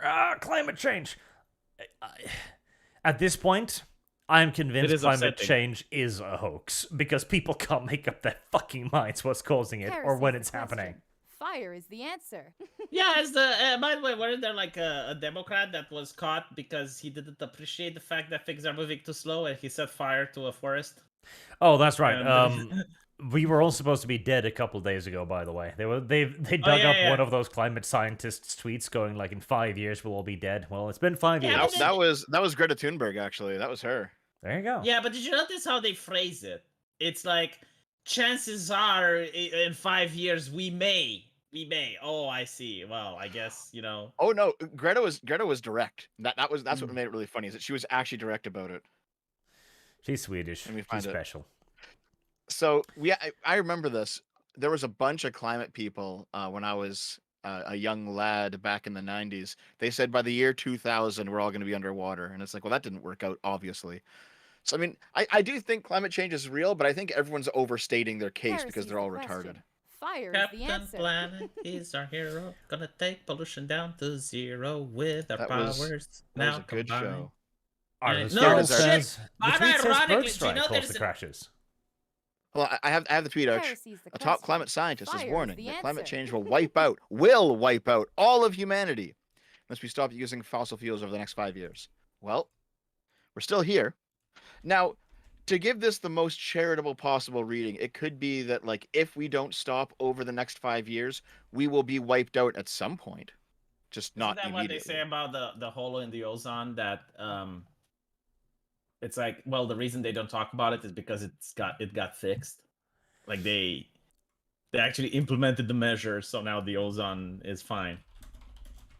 Well, Yeah, pretty much. The thing I mean, is, we've had multiple of these. When I was a kid, what was going to kill all of us was acid rain. Acid downpour would wipe the planet clean. Like, all of I our remember crops that. would die, etc. Our houses killer would bees and collapse. shit. Yeah. And after that, it was the hole in the ozone layer. That would fry us all. The sun would just gut us. We'd all burn to fucking crisps. And now it's getting hot. Like, the problem is, this has happened like 3 times before. So at this point, even if climate change is real, fuck, I don't think I care.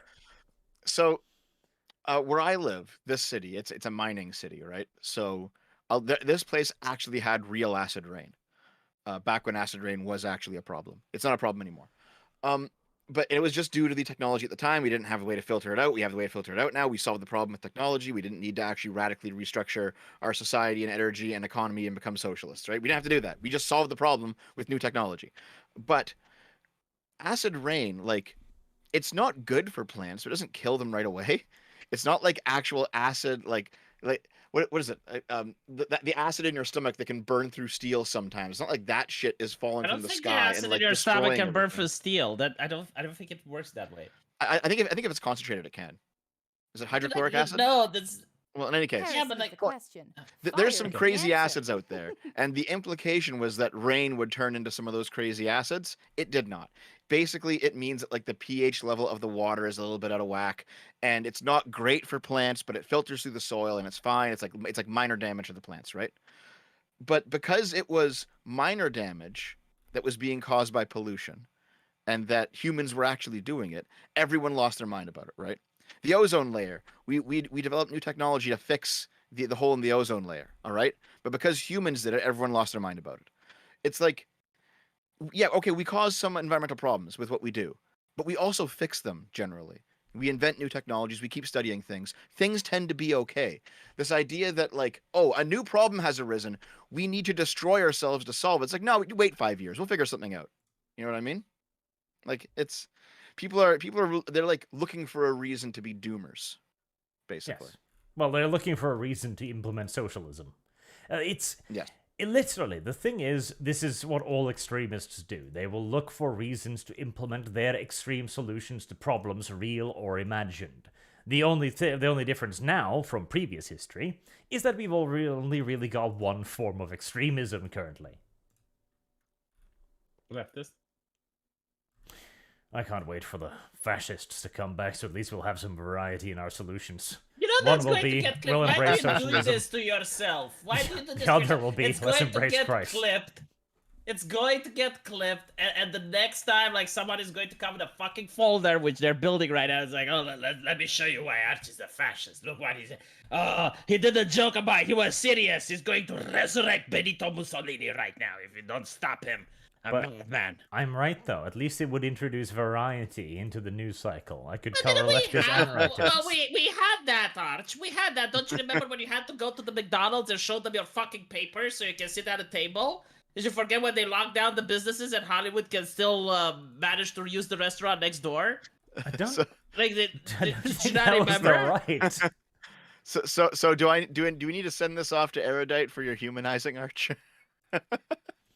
Is this you have to clip this one for later? unironically, like, that was fascism by the very fucking definition of it. Like the media working hand in hand with the corporations and the government in order to fearmonger the living shit out of people and make sure that you show papers when you leave your house. Like, how is that not fascism?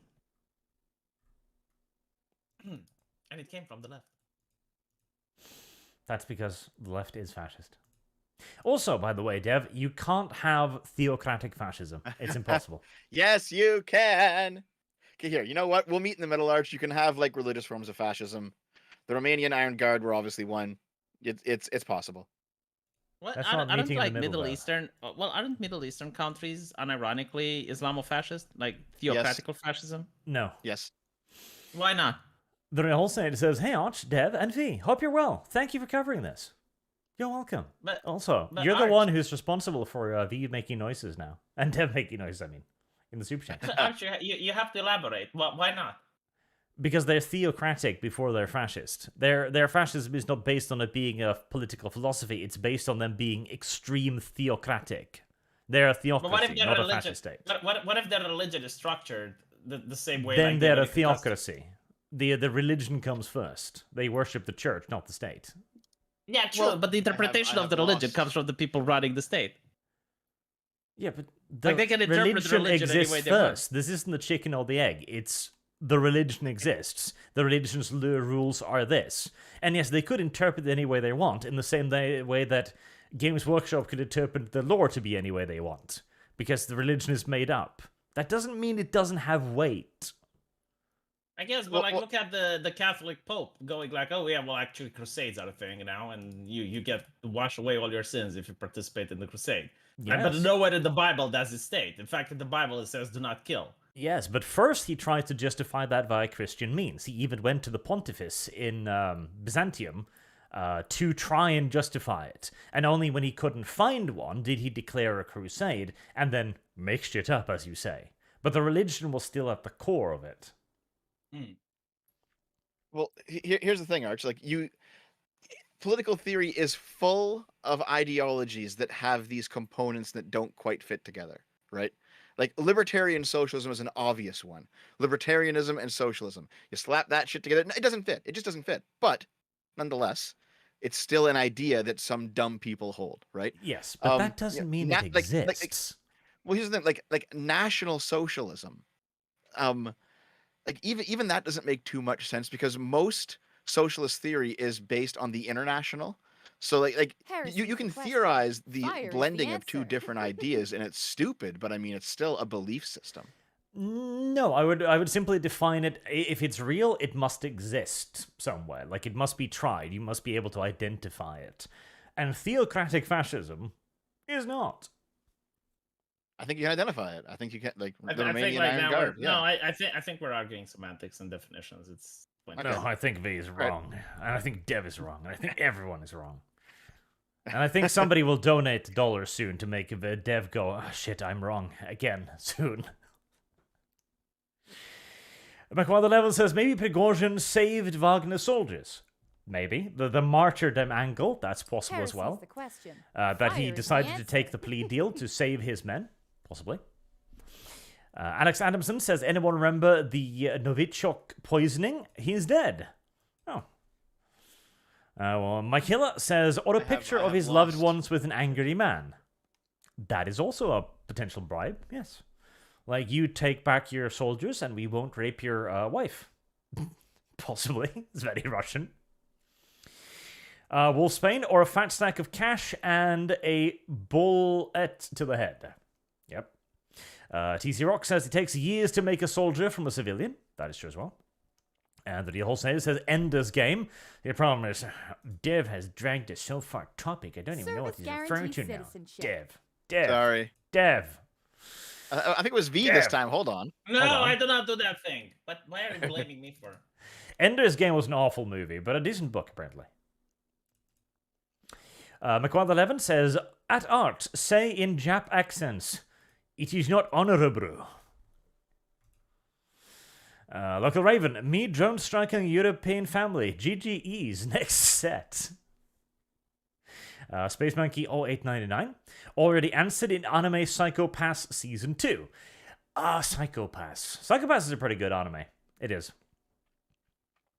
McWall11, did you clip Dev saying I have lost a Streamlabs notification? That's Service hilarious. guarantees citizenship. Yes, I have.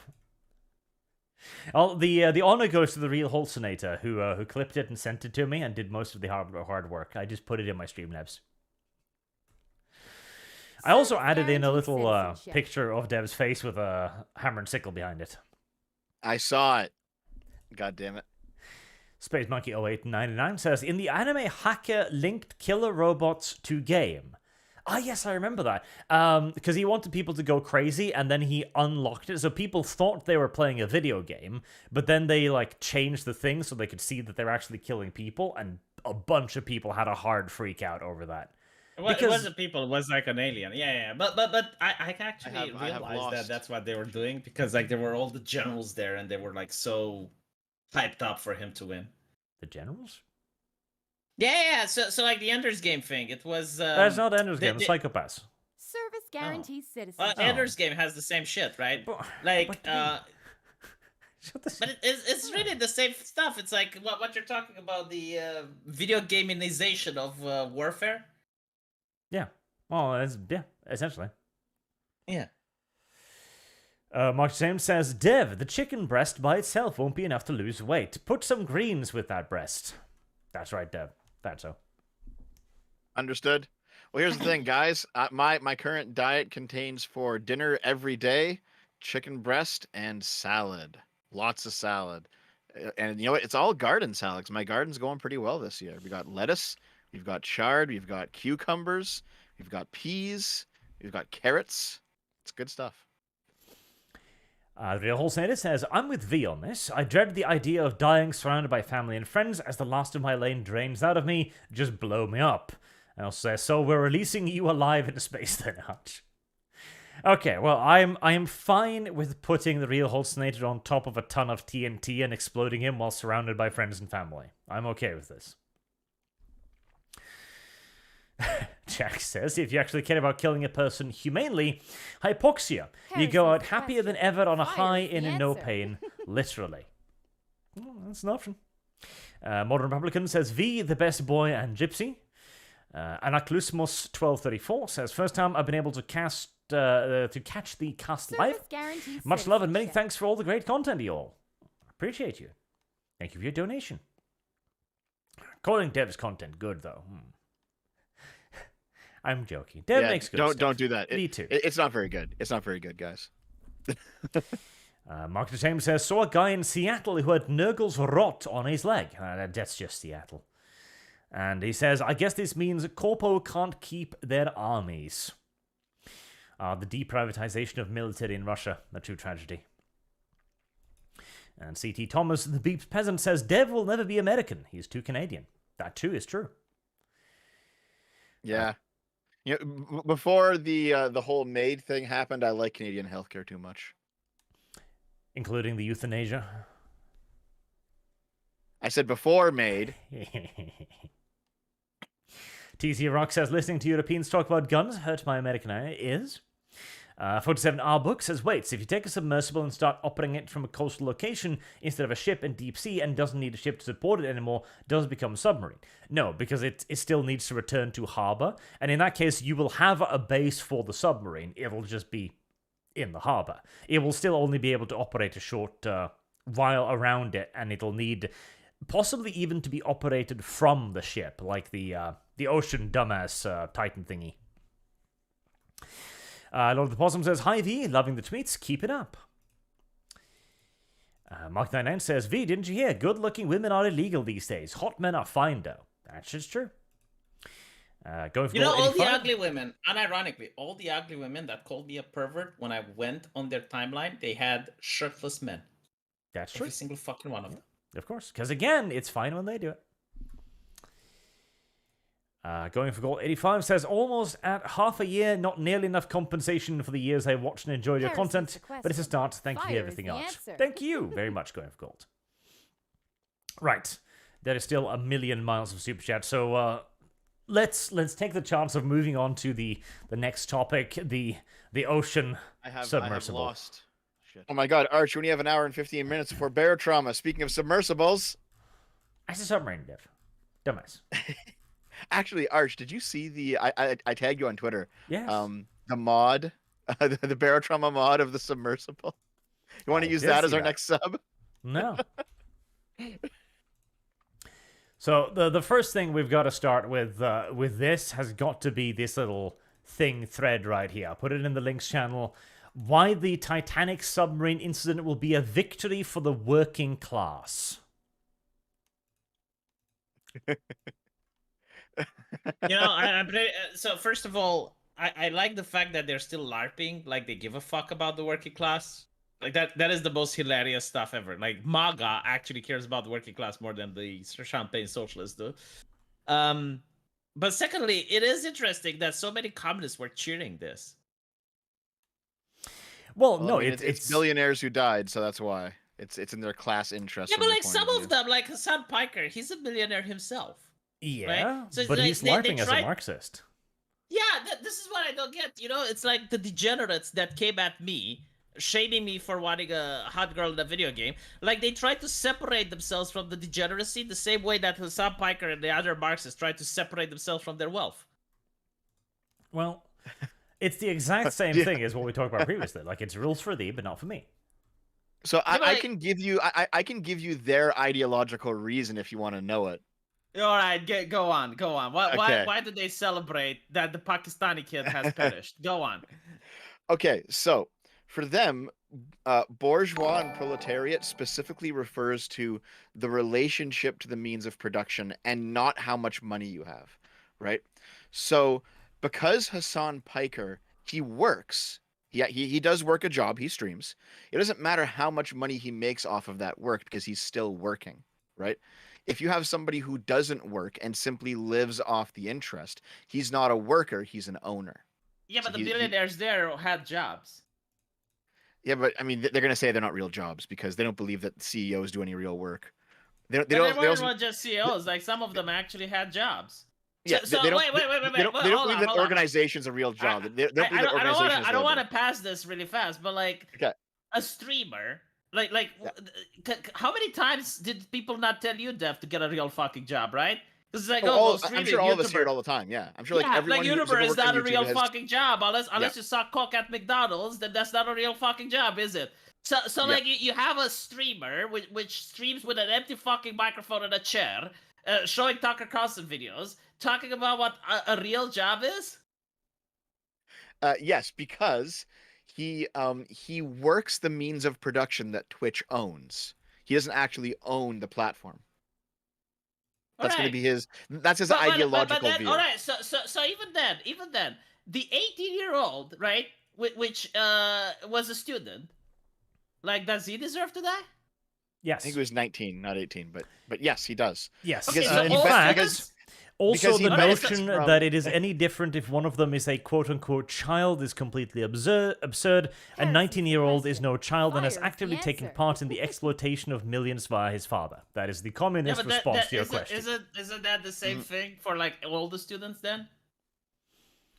Students, if Yeah, they're there's sons like of a billionaires. generational there's a generational guilt here because if you're a member of the bourgeois and you are an owner and not a worker and you're simply coasting off of wealth and not actually working any means of production, then all of the children that you raise, they're also being raised on that same wealth. So all the kids are also guilty.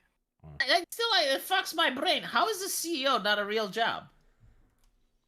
Oh, Okay, so a vice president, is that a real job?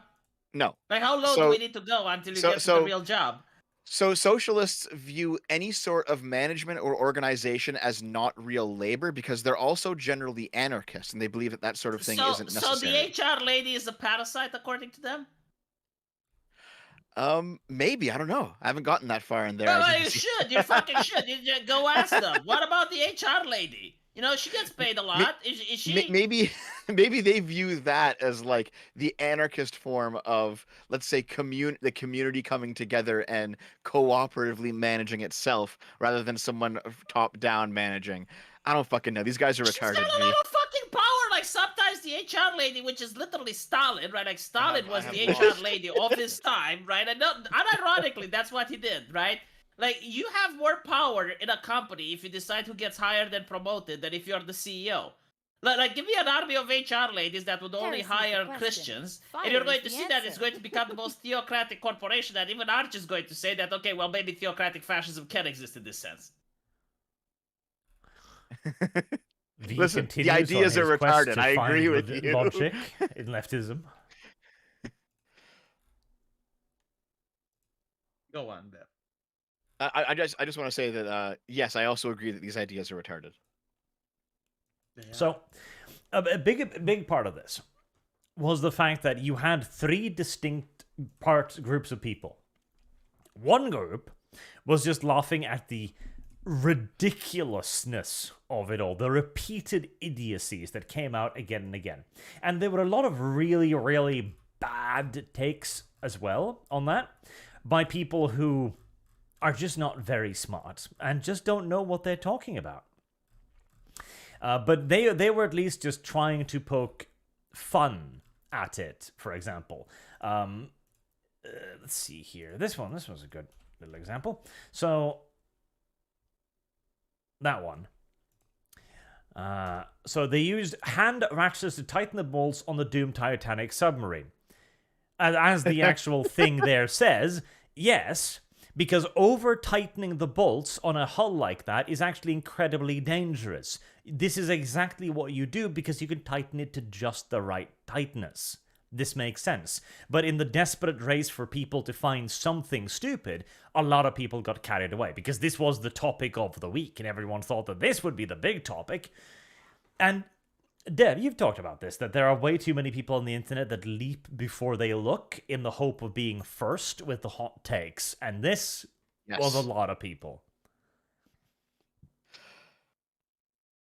Give me just 30 seconds and I'll have something for you. All right. There was also a bunch of people saying, like, oh, why didn't it have ballast? Like, couldn't it just blow its ballast tanks? It's not that kind of ballast. And even if it could, at that depth, if they surfaced immediately, they'd all die. Like, they'd be dead. Compression Yeah, you need sickness to would do literally the kill them. compression shit. Like, you need to stay at a certain depth for, like, a couple of hours before you can go higher. Yes, this is why the journey down to the Titanic took, like, 2.5 hours or something. Yeah, you need to go to a depth, wait there, and then go down. Yes, you gotta have a very slow and managed descent. There was also the video game controller, which a lot of people laughed at. And yeah, that is funny, but that's entirely fine. Like, literally, the Seawolf submarines, the Los Angeles-class submarines, Heresy's the use question. fucking Fire's the Xbox answer. controllers for certain parts of their submarines' infrastructure, like the cameras, for example.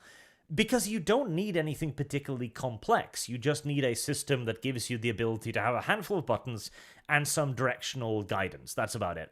So it's entirely fine, but the problem is they didn't have enough backups, and the entire submarine was just ridiculously poorly designed. The biggest flaw was the simple fact that they didn't have a safety certification on it. They just dumped it in the water for shits and giggles. Okay, I'm back. So, Lilith and I did a deep dive on this yesterday. I dug up my sources. I want to give you some interesting things that I haven't seen anyone else but me talk about, Arch. So here. All right. Firstly, this is an article from 2017. Okay. Mhm. This is deep sea tourism could become a thing soon.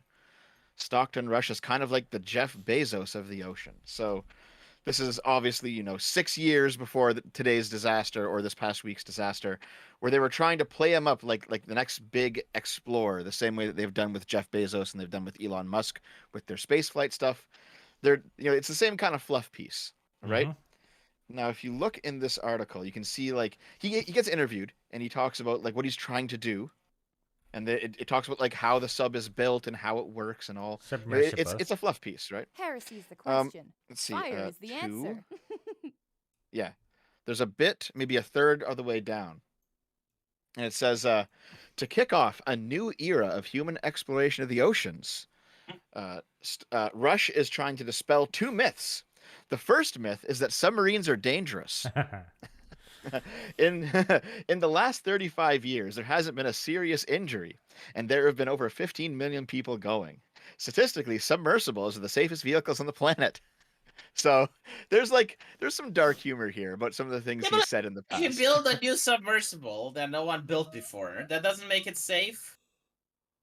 Like I see these people using these fucking statistics. It's like, well, statistics.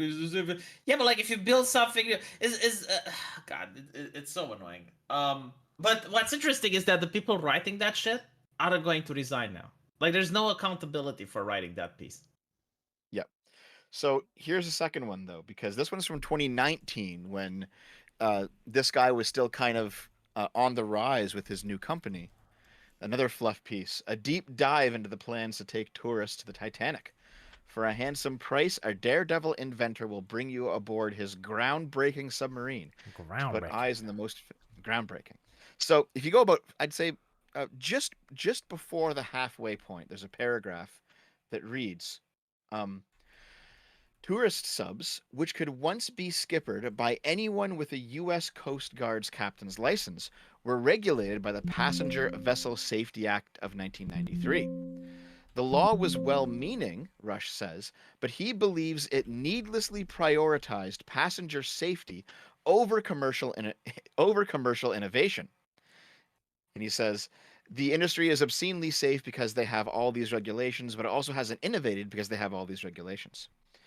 And so this guy kind of has he had a history of saying that going deep sea diving in submarines is too overregulated, and so I'm gonna start, implementing a profit motive. I'm gonna cut some costs and make a more efficient product, and I'm gonna go down there on my own.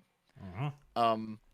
Didn't work out for him, it turns out. It seems like some of those regulations probably had a point, because I think we later learned that he used some sort of carbon fiber for his subs, which don't slowly bend and fail like titanium does. Rather, they'll go down 3 or 4 times, be completely fine, and then all of a sudden they'll just buckle and implode. And that's kind of the flaw with that material. That's why you don't use that material in subs. That's what he did to save costs, and well, it ended up killing him. Yep. But there's a history of him basically saying, I'm like the libertarian CEO venture capitalist that you see on TV all the time. I'm gonna be the guy who revolutionizes the industry. I'm gonna make all the big inventions, and I'm gonna go do it without the government's help. And that blew up in his face, basically. Oh, imploded in his face, actually. Actually. There was also the fact that the inside of the submarine looked ridiculous. It's a tube with a mat in it. It doesn't even have seats or any comfort. You sit on the goddamn ground. Yep. Can you imagine if they actually ended up on the bottom of the ocean for like 1 or 2 days before it imploded? They just That would waiting have there. sucked. But they might have That been is rescued at that another- point. So No, because you it took like 5 days or some shit. you mentioned I the finally listening found it. platform that was fake, that the U.S. Navy had heard it implode. Mm-hmm. Yes. Well, actually, hold on. But before we move on to that, I finally found the last piece of the puzzle. Here, check this out. So, the carbon fiber that he used, he sourced from Boeing, and they were like Heresy's the throwing it question. out, Fire is the and answer. it was not fit for purpose at all. So he literally went down there in a tin can. It does look like something that goes on a Boeing aircraft, but like Boeing says that they did not cooperate with him. Well, I mean, if you just bought it used, like maybe they didn't know, companies auction lots off all the time of used stuff. Mm-hmm. I see. So who knows? Didn't he went like a couple of times to the Titanic before though? Yeah, so he went down in the same vessel, the Titan. He went down 3 or 4 times in the same one. And that's the issue with carbon fiber, is that you can't tell it's going to fail even as it slowly loses integrity due to like microfractures. Didn't he So, like know about this? Like this is common knowledge, it seems. Yeah. I mean, so James Cameron, director of the Titanic movie, and he's gone down there a bunch of times on his own. All of his, because he does a similar business, and all of his stuff is made out of titanium. And he actually he did like an interview with CNN. I don't have the interview on hand, but he basically No, I said saw it. Yeah. yeah. He called up Mr. Rush here and said, "Listen, you're going down in carbon fiber. You're going to fucking die down there." And he just didn't listen to him. He just didn't care. He's like, "Nope, He said that. I stand by my Yeah, products." he said it's actually offensive to tell him that. Yeah, he said, "I don't care. I'm gonna do it." It's like, well, okay. And actually, there was in that same interview, James Cameron said that basically the Navy heard the implosion, days before it was announced to the public, and he said it has to be an implosion based on what it is, based on the vessel he went down in and the problems it was going to have. Like, it imploded. That's what it was. We're not going to learn for 3 or 4 days, but he said back on Monday it was an implosion. So, yeah. There's also that you ask why they didn't know. Well, the other famous thing that happened is, of course, the OceanGate CEO didn't want to hire any 50-year-old white dudes because they weren't inspirational enough. And there was even the rumor going around, which I don't know if it's been confirmed, that one of his engineers told him that the submarine wasn't going to hold up for another dive, and he was fired. It's like yeah, so the thing is, like, most people haven't seen a submersible in their life, right? Let alone step in one. And the ones that did are part of the military, and they, guess what? Most of them are actually 50-year-old white guys, right? But I don't think, like, he cares about the diversity. I think, like, he just said that in order not to raise suspicions on why he doesn't want to hire professionals. Very possible. Yes. Like, people will just accept that bullshit. Because think about it, it's like, oh, he doesn't want it. He wants it to be inspirational to whom? To like the 50-year-old white guys that were the passengers. Because like overwhelmingly, the passengers were 50-year-old white guys, except the 19-year-old. So this is whistleblower article from 2018, where basically someone said, "Hey, listen, you're gonna destroy something. You're gonna like destroy your sub. You're gonna kill someone," and then he was fired, and they settled out of court, basically, and they just kept on going ahead. And yeah, I think that's also the case as well, V. That like. A lot of you'll see this a lot, like the get woke, go broke thing. I think a lot of these people, they don't actually care about any sort of woke ideology. They're doing this to make money or to save money sometimes, right? Yeah. Like there's no ideological commitment here. They just see it as a path forward to more profit. Yeah, literally. It's also just a thing you say. It's like God bless America. It's a thing you say. Like we stand for diversity is a thing you say. Yeah, but then you have to follow it through. Do you? Yeah, you do, because if you don't, then the activists start eating you alive. I mean, look what the activists are trying to do to Final Fantasy, because it's like, what, it's Square Enix, and they already cocked on several titles. So now they're like, blood in the water. Well, yeah, because they've already cocked, so they've shown weakness, which means they're a valuable target to go after. Yeah, so when you say diversity is our strength or whatever, you cock. Like, you show weakness, which means, yeah. You have cut your hand and dipped it in the pool, and now you must repay yourself to be bitten. You know what's interesting about scientists, Dev?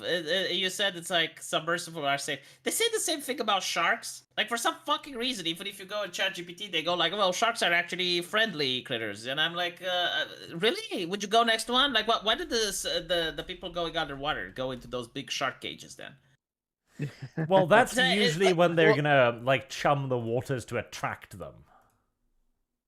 From what I understand is that like sharks tend not to bite humans. It's just that when they do, they will just kill you instantly. Yeah, I don't fucking care about what you understand or what I understand. It's like it's an animal that's got teeth. Like if it was on land, you wouldn't go. It's like, well, actually, right? Like I don't want to find out.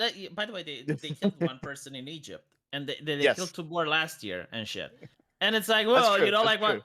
Yeah, like while the person was dying, he was probably, like fact checkers claim that. It's one of those things where like it doesn't matter if it doesn't happen often when it finally does happen to you, right? But it's not even that. It's like you lost the lottery. It sucks. No, but like what I don't understand is why the fuck are they even saying that to begin with? Like, if you see a snake in the grass, yeah, sure. Like most snakes probably don't attack people, and they're not venomous, some of them, but like. You treat it as if it's a fucking danger. Like, why isn't it the same with sharks for some reason? Because we want to understand the happy little animals. That's why. Well, I think it's also normalization, right? Like, here in Canada, you see a fair number of bears, and people are still scared of bears, but not as scared as foreigners tend to be. It is fucking insane. That you can have bears a bear walking in a city. Yeah, like what the fuck is wrong with you? Like, do you not know how to shoot? Like, I do not understand. No, Does poison not work? Like, why? I've definitely seen bears like walk down the road. Generally, if you just cross the street, they'll leave you alone. Service guarantees citizenship. Yeah. But what happens if it's not generally? Like, what are the exceptions we're talking about? That's when you have to run into like a random house and call the police. But usually it's fine. Do you understand just how painful it is to get mauled by one of those things? Like those assholes, I know. they do not go for the jugular. Like they just maul people and then they walk around and they take a bite every now and then and they go like, bah. right? Yeah. Like while you're screaming in agony, like why is do you allow bears to be in the city? Well, there are some types of bears here that don't do that unless you provoke them. They're actually really Oh, chill. wonderful! Yeah, so it's up to the bear then, I guess. Okay. Well, what if the bear is mentally challenged? You know, like some people hold on. can be. So brown bears will actually just they'll just attack you on sight, but black bears don't. Black bears will just hang out. Dev, do you know that some people are mentally challenged, right? Yeah. It can happen to bears as well. Oh no, I know. All right, so like, why would you even risk it? Well, to put it like this, V, when you're walking down the street and you see a person in one of those stupid little mobility chair thingies because they can't walk or they've got a prolapse or something, do you shoot them? No, but Do you punch them? there are laws against Do you that. stab them? No. Do you assault them? They're not- Do you do everything in No, your but power to Service protect guarantees yourself from them? citizenship. No, but that's called tolerating. You know? In like, fact, you regular don't- humans. Like, do you, Yeah. regular humans. Like, if somebody stepped on your lawn, how many shots would you put in them before you stopped to reload? Depends. presumably? Like if you're in an American state, you don't.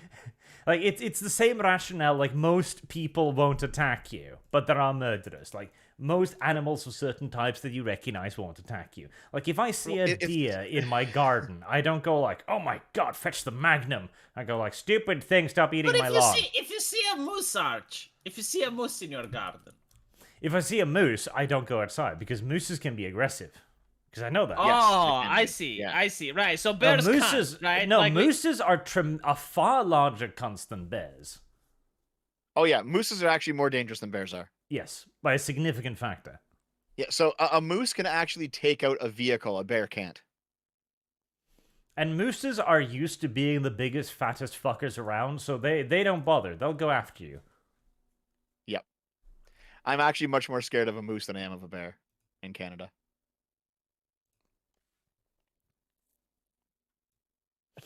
V's learning things Is about V's animals. thinking about it? Here. I grabbed my sources. I right am here, check thinking this out. about the absolute fucking madness that you try to justify that human beings should live in the same place as bears, and you give an example of fat people on the mobility scooters as a Trojan fucking horse the in order to let the bear army invade. Here, let me put it this way, V. I can't control where the bears live, but if I see one down the road, what am I supposed to do? Call the fucking cops so they can shoot I it. have Like, lost. what do you mean what you're supposed to do? I mean, sometimes I do. Yeah, I've done it before, definitely. But like, Good. it is the case that like if you don't make eye contact, you just like stay away. Oh, They you don't don't- make they eye don't bother contact. you. Okay, so that Yeah. now I have to make sure I don't make eye contact with the bear. Like I'm just a fucking ghetto. You know, here's the interesting part though, right? Well, yes, you like, say- if you're in the ghetto, V, and you see a black person with his pants around his ankles and he's got a do-rag on his head and he starts staring at you, do you make eye contact? I believe the Americans call this white collar crime. See, There are news articles describing white collar crime because you call the cops and that's a crime. Do you understand? Like, there are warning signs in nature. The brown bear is yeah, a but warning Arch, sign. again, like there The is a drug difference dealer has between a warning human- signs. Arch, there is a difference. We're not going to between a make human- bear trauma at this rate. Like, okay, there is a difference between a human being and an animal. Yes, right? the Like, human I being do is not- I- significantly more aggressive. Despite of racismus that Eastern Europeans are famous for, I do not believe that a black person classifies as an animal, Arch. And But it's therefore, not as a aggressive human 'cause it's an being, it animal. requires certain. Well, as a human being, it requires certain forms of consideration. In fact, it would be better if they were classified as animals, because then they'd be more predictable in this scenario. Listen, Arch. this is why they have the rules, like, if it's brown, lay down, etc. Because the brown bear will see you in his territory and go like, well, I'm gonna have to chase you off because you're gonna try and fuck my wife. But if you look like a corpse, he's like, well, it's dead. And we'll waffle on. Yeah, they don't eat carrion, so they don't bother you if you play dead. Yes. Generally. Yes. I would not play dead next to a bear under any Service circumstance. guarantees In that case, citizenship. you just die, because, see, V's solution would be a brown bear comes up to him, and V's like, well, I'm gonna run away. The bear is just gonna No, casually It'll keep chase pace you, with no. him.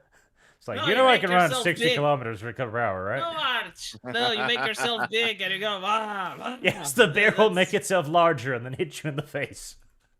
Actually, surprisingly, not Unironically. all the fucking time. So there are certain types, like for example, polar bears. They don't give a shit. They will just charge you no matter whether you run, whether you play dead. Doesn't matter. They'll just fucking Yes. go after you. There's nothing you can do for a polar bear. Like a polar bear, you fight and you have the 1% chance of winning, and you'll probably just die. Like polar bears will just fuck you up.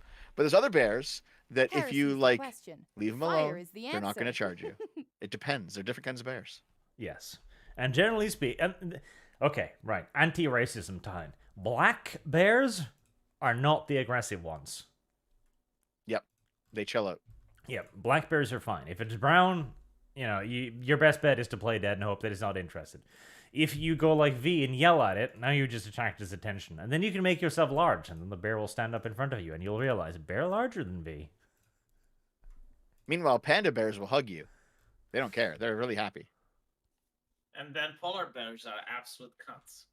Polar bears are absolute cunts because they're the only apex predator in the area, so they view everything else as food. Like, they don't care. Like, seal, human, it's all food to them.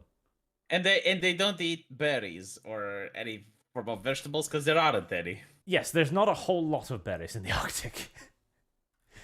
There's a hilarious clip of a dude in like an anti-bear ball, like with a reinforced plastic thing, and of course the thing can withstand like several hundred tons of pressure. And he's filming polar bears, and the polar bear is just whacking away at this thing constantly because he's like, "Well, there's food inside there. I'm gonna try and break it." It's so cute when you see a bird that's like trying to open a jar or an octopus or some shit. It's not cute when you're inside the jar and the octopus is the bear trying to get in. Yes, I have lost. when you are the thing inside. Arch Gibbs is talking about bottle trauma. We have Is he? we have sidetracked ourselves a little bit, but honestly, like the Ocean Gates thing, there's not that much to talk about it because everything's come out. My main thing is the reaction to it. How you've got the communists cheering at these people's deaths. And like, on the one hand, I think it's funny, all of the retarded shit that's come out, the I don't hire 50-year-old white guys, etc. But this has got to be one of the shittest ways to die. Like, well, actually, if it imploded, then no. That's a pretty good way to die. Because in that case, it happened instantly.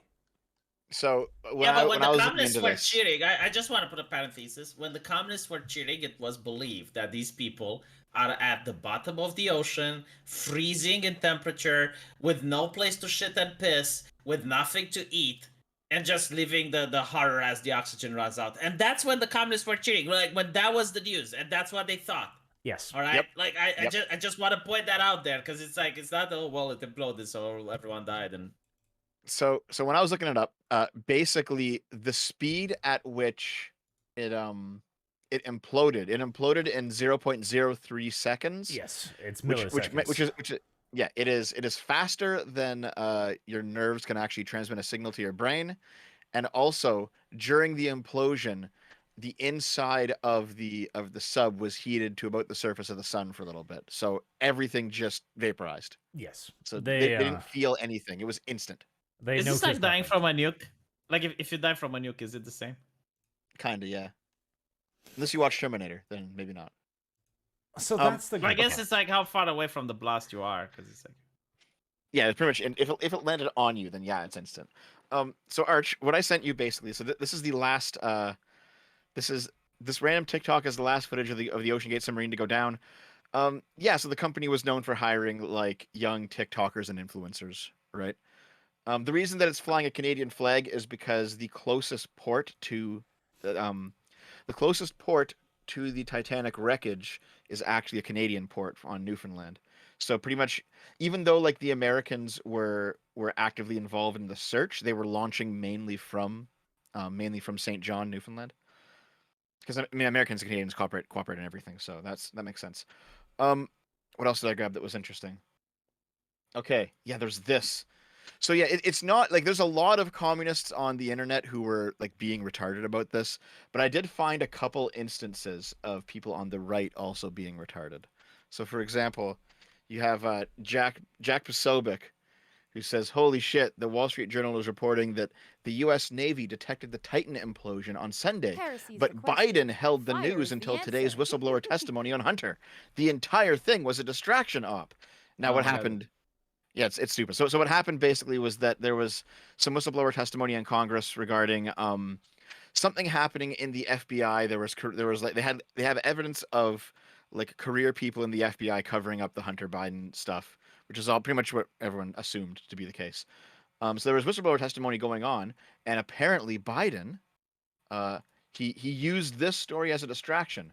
But I'll post it here, Arch. If you were to actually go to the Wall Street Journal article, none of that is said. Well, no, I am he- presuming he is making a leap of logic. He I have is, lost. but the way that he's writing it is that it's like it sounds like this is coming from the Wall Street Journal, and he's being deliberately ambiguous because No, no, Jack no, no, Posobiec is listen, kind of listen, shitty in listen. my opinion. Listen, it was a distraction from my Twitter post. Not ironically, right? Like as I was owning people in that Twitter post so hard, and that was a distraction from my Twitter post.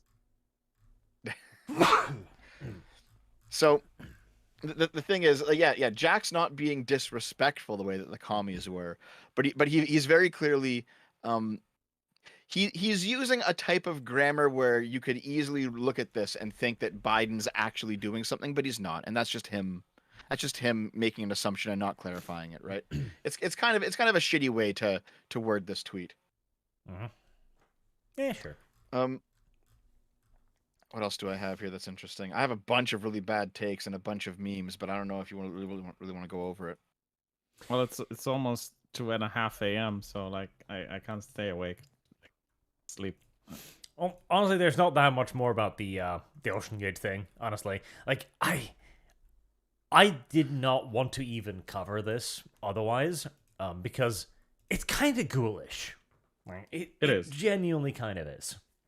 Oh, there is another dumb take. There What was if one they more were thing, yeah. refugees? What if they were? Oh yeah, the If they were refugees angle. refugees, What if they they were would refugees? fucking search for them. Like Yes. literally anyone in that situation. What wasn't there like the dead child on the beaches of Greece that sparked the whole migrant wave?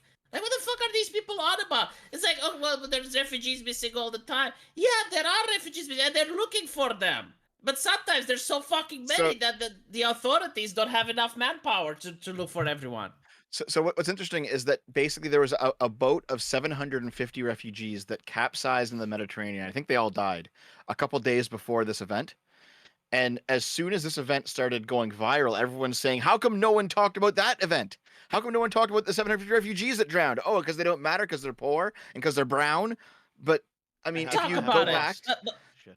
here's the thing though, it like every like Hassan said this and all the bread tubers said this, right? Vosh, they all made this comparison. But if you go back on their stream 2 days prior, they weren't talking about the boat either, Nope. right? But They were I only can bringing it also up to tell make you themselves something, look right? better after the fact. I'm pretty sure there are people that are getting killed in LA right now, and no one is talking about it. Why? Well, because it happens every fucking day to the point where it's normalized, right? But how many times do people go in a submersible to the Titanic? Well, it's also because you have a finite amount of attention and time you can spend on things, and Yeah, every it's- time it's- you talk about one issue, you're not talking about something else. It's just how it is. It's kind of the thing like dog bites man. It's not news. Man bites dogs. It's all over, right? Like it's literally the sensational, right? Like something that doesn't usually happen. Like if you have a minority, let's say, and they get stuck in a sewer, like they get stuck in a manhole and they can't dig him out, it's going to be all over the news. And there's going to be like rescue operations that people are going to try. Like the reality in which the leftists live, no wonder they hate rich people so much. Like they legitimately believe that if it was a poor person in the sub, they wouldn't give a shit. There's one final take, Arch. Here, I'll post it. There it is. So, the stepson of one of the people who died asked an OnlyFans girl to please keep his family in her prayers, and also accepted an offer to get sat on by her. Yeah, but the thing is, like, a stepdad. Like, see, a lot of people got upset, but you don't know the relationship between. Here's the article, Like, here's the article. what if the stepdad literally wanted that kid to go with, and now he's like, you know what, Dad? You know what, But I don't know. I'll get a revenge Yeah. out of this. But unironically, though, you know, like just because they're related doesn't necessarily mean they have a good relationship. Oh, that's right. No, there was final thing that actually reminds me. This is the true tragedy of this. The fact that the 19-year-old didn't actually want to go. Yeah, that's true. Yeah, because Yeah, he he was wanted to. He was doing it to make his dad happy. Because it was Father's Day. Yeah. I mean, I don't know. I think the fact that this guy might not get his face sat on might be the true tragedy. Goddamn stupid. Yep, the coverage of it was kind of retarded, and the submersible, excuse me, was idiotic and should never have been allowed to do this. But sometimes it's a private company and they can do what they won't end up with a bit of a body count. Mm-hmm. Well, I guess the CEO was Government lucky was in there. Can you imagine? Regulations are good. Can you imagine if he was outside? Like, can you imagine if he was outside? No, unironically, like the level of lawsuits and the public stigma, and not to mention like the ire from the public that he would get, is unimaginable. Like those people that died were billionaires.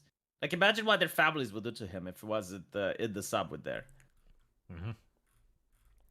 That's true, but I think they might have a reason to do so as well. Here, Arch, you have the most you have the best speaking voice out of the three of us. So I'm just gonna send you this, and I want you to read this off and see how far you get. Okay. Let's see. It's related. Don't worry. Occupy Democrats. Breaking. Republican billionaire Elon Musk is thrust into another nightmare PR disaster as it's revealed the missing Titanic submersible company previously praised his satellite communication company Starlink and said he would be relying on the service to provide the communications for the Titanic expedition. Yep, I did see this. I also saw Snopes rating it as correct that the submersible was relying on Starlink, and then check themselves twice. Because, of course, here's the thing. Starlink, no matter how powerful it might be, cannot send a signal to the bottom of the ocean because there's water in the way. That's all true, but keep going because it gets crazier. This one specifically. The world lost all Submarines, communication with the communicate. submersible and its crew shortly after it began its journey towards a sunken wreck. A massive search and rescue effort is currently underway, but prospects look grimmer by the hour. The crew has limited oxygen and cannot exit the craft without outside help. And so what if they could? You're just gonna swim out like it's Subnautica. No, I guess it's like if they could, they get oxygen, right? Like that's the thing. Exiting the craft at the bottom of the ocean?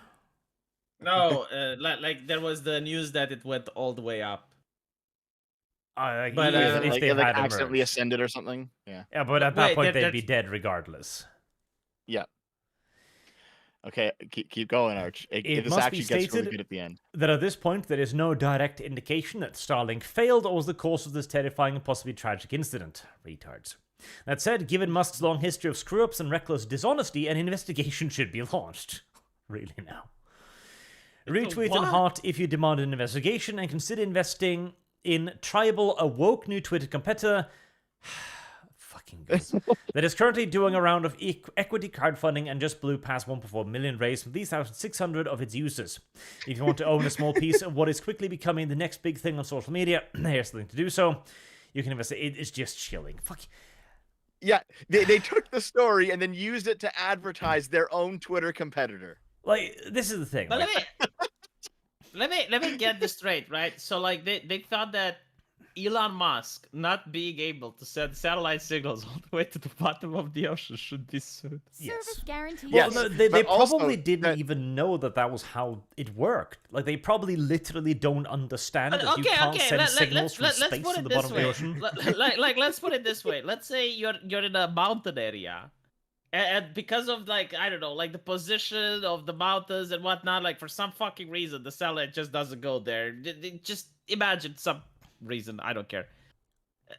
What, Elon Musk should go to prison because like the satellite doesn't give internet coverage in a specific place? Presumably.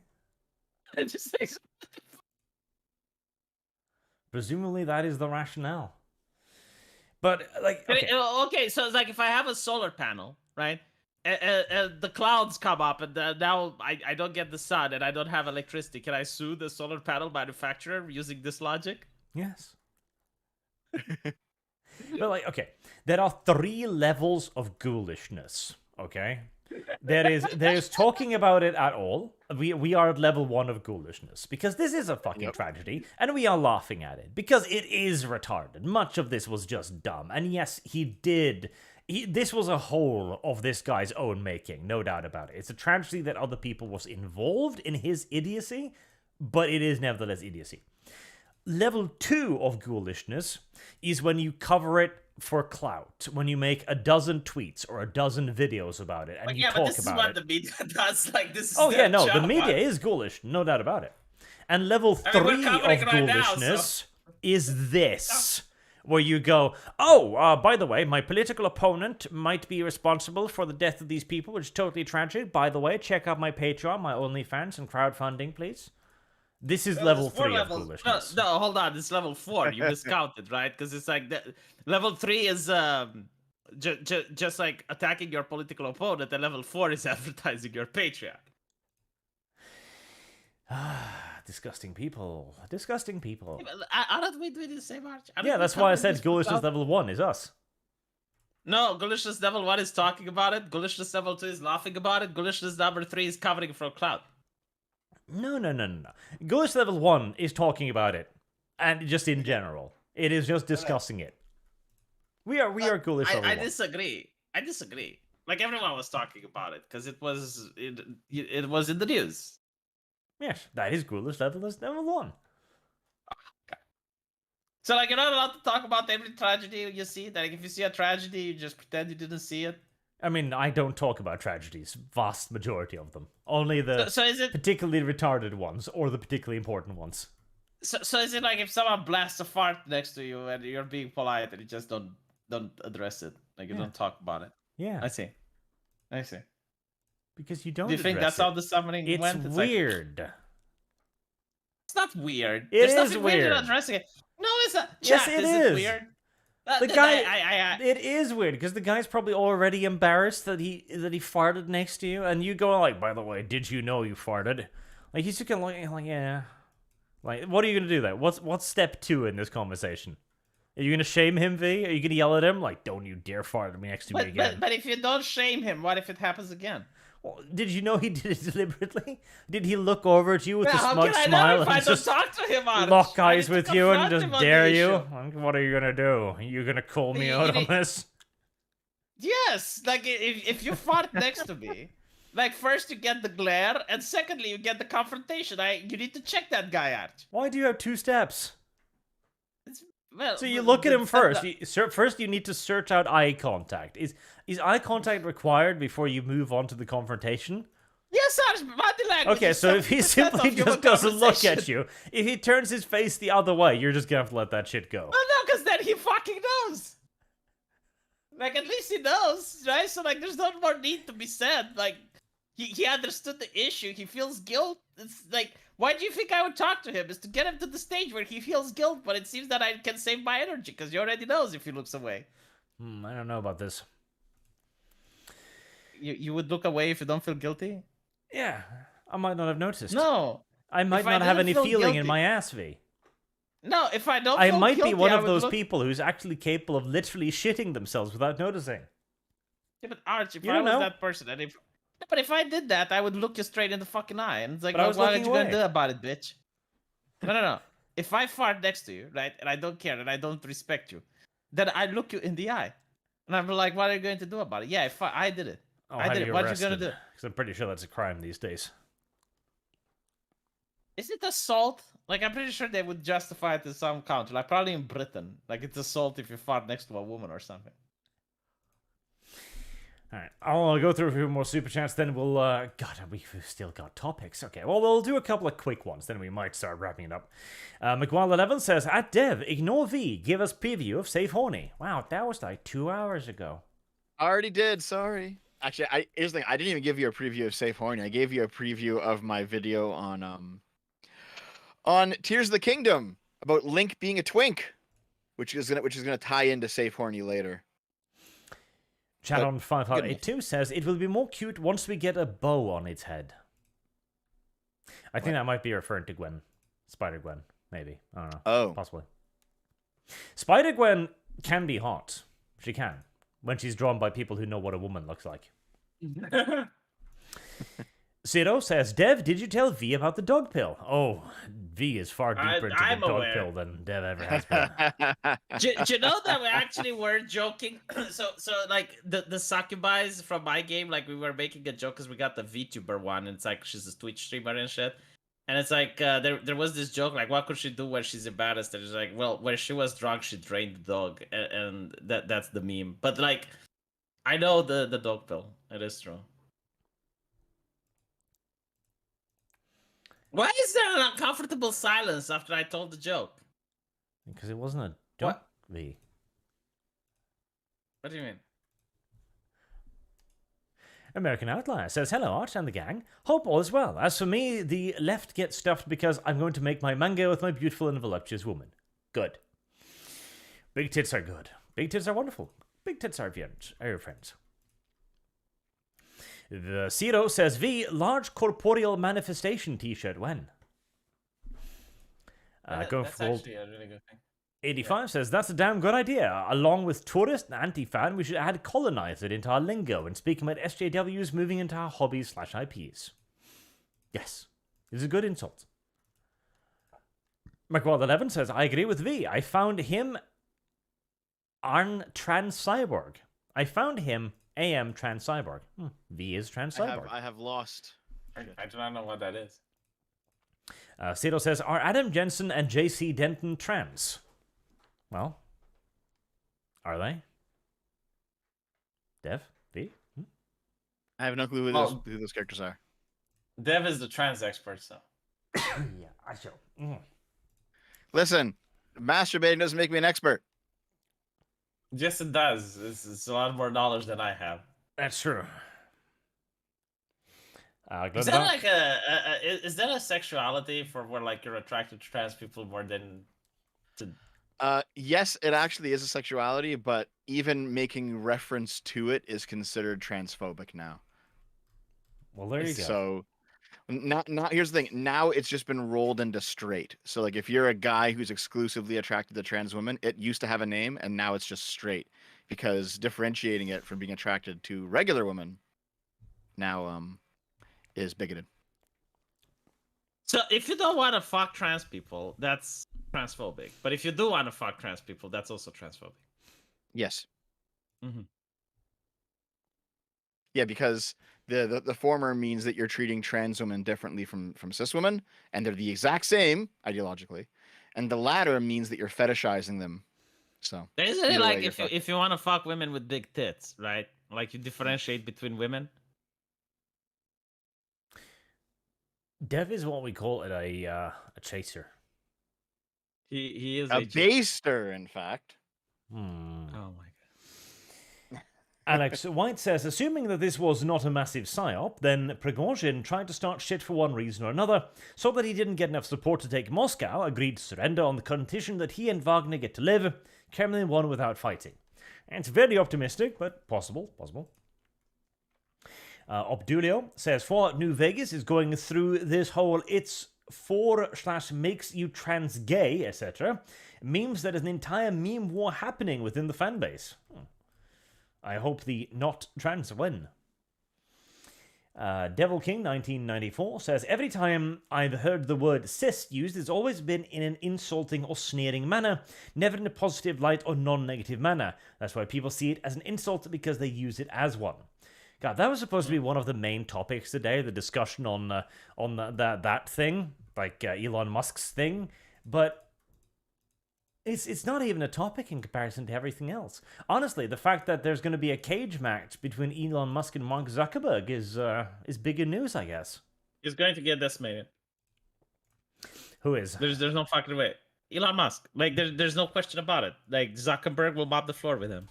Because isn't Zuckerberg younger and he's also fought before? He won a tournament, jiu-jitsu, I believe. Yep. Yeah. So, that sounds incredibly unfair in that case. Yeah, like he's going to punch Elon a little bit to assert dominance, and then it like the question is like, is Zuckerberg sadistic or not? Because if he's sadistic, he's going to just wait for the bell, right? He's not going to go for the knockout.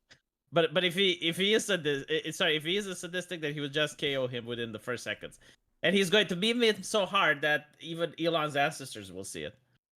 And I like Elon Musk, by the way, but like, let's be real about it. We can observe reality for what it is. Like, you have a younger man that trains, and then you have like another man which is old and fat. Like, who do you think is going to win? In 2022, Zuckerberg took up training both mixed martial arts and Brazilian Jiu-Jitsu. He competed in a BJJ tournament, God knows what that is, in 2023 and won both Brazilian a silver and a gold medal in gi and no gi, competing at white belt. Okay, so to be fair, he is at amateur level, but he does have training, whereas I don't think Musk does. No. Like, he's now saying that his favorite move is the walrus, where he just sits on his opponent. Like, I don't even think this is going to happen. Right? He's tweeting pictures of walruses at Zuckerberg. And that's cute, but like, I have seen YouTubers pussy out of things before. This is like what Elon Musk is doing now. He's pussyfooting around the issue. Like, he knows. Like, I genuinely think that he probably said this to Zuckerberg without thinking, and it's like, and then his advisors went like, you know, he won championships, and right? Like, Elon, what? Like, yeah. Holy shit, you know. Yep, that's not going to be a very fair fight. But again, Zuckerberg is at the amateur level, because if we're talking a blue belt, that's not the most impressive thing in the world, and doesn't necessarily make you that good of a fighter, but winning a tournament at that level at least means that you are well above the average of amateur.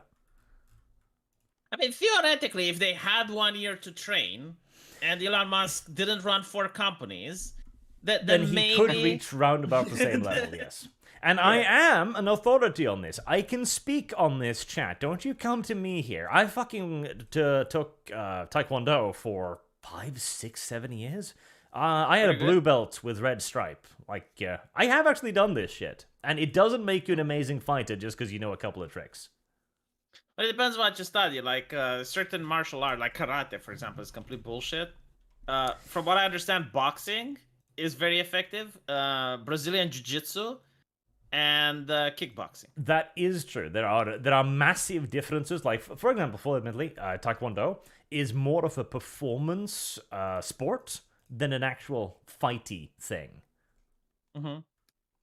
And if he's doing mixed martial arts too, the entire point of mixed martial arts is to make it an effective fighting form. Yeah, like, mixed martial arts was in the beginning, like, everyone can compete, so like boxers could fight against karate masters and shit. And that's when people found out that, yeah, like, certain, especially like the Chinese martial arts, you know, the ones that come from Asia, and they appeared in a lot of Chinese movies and were popularized, and people thought that it gives you superpowers and shit. All of that was bullshit. Like, even like the masters got wiped out by just random boxers. Well, it's the tale of oh god, what's his name? There's a guy who's made a big name for himself in China for beating the fuck out of these Tai Chi dudes, and he's an MMA fighter. Yeah. Oh yeah. I remember like there was like this guy with the chi bullshit that like he would fling chi energy at you and stuff. He got wiped up in a couple of seconds. Zhu Xiaodong was his name according to this. You know, because he became an internet legend after challenging like Tai Chi masters, and I'm sure everyone has seen that one clip where the Tai Chi master does his stupid little stance, and the MMA fighter just fucking rushes him, bodies him, and then punches him repeatedly. Yep. I remember that. Because that's the thing. Like, your Tai Chi shit is probably fancy, but if you get punched hard enough in the face, it doesn't matter, really. So we have 20 minutes before Barotrauma starts. Are we skipping the Ray Star Wars thing this time? No, do it next Kib week? has already started the Barotrauma. He's a traitor, son of a Why whore. does Gibbs always start early? God damn it! Because he's a slut. We don't measure our time by V time. God damn it, Kib time here. See, I just got a notification from someone posting in the post that I made. Please don't presume to speak for us. You're not even a real woman. Yeah. I don't even need to describe anything else. It's just like reading this. Like, you guys can feel the hurt. It's like... let's see. I do need to get through, sir. Glow in the Dark says, is there such a concept as safe word in woke ideology, Dev? Like, can I say the N-word to save a trans woman about to die? Yes. Well, in my opinion, I don't care. Well, Say all the time. Dev is a certified representative of the left, so there you have it. We have ourselves ChatGPT would say that there is no circumstance, absolutely none in the That is whole true. And that is hilarious. Like, okay, what if it saves 1 million people? No, still can't say it. No. Like, Jesus. We have granted this word quite a lot of power, haven't we? No, like really, that like if the Joker wanted to make the perfect plan for Batman is to have a nuclear device and put the N-word as the password, then Batman would not be able to defuse that bomb, morally speaking. Very nice video. Says, V, give more tabletop RPG. We want more V adventures.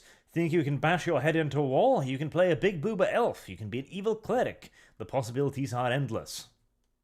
But I'm making a video game, so if you like my RPG, you're going to like the story. Video game? I don't know anything about such a video game, nor would I ever link to it or discuss it in any way on YouTube. V! No, I'm not discussing it. It's just, Punch. it's there. I'm not saying anything. C. Thomas, the Beat Peasant, says, I'm sure V can agree to this. I'm just tired of my video game characters looking like Neanderthals. Yes, like, I even think that V's example of the big-titted woman is a little bit too vulgar, but, like, because we don't even just have attractive females anymore. Like, we just have actually studiously ugly ones.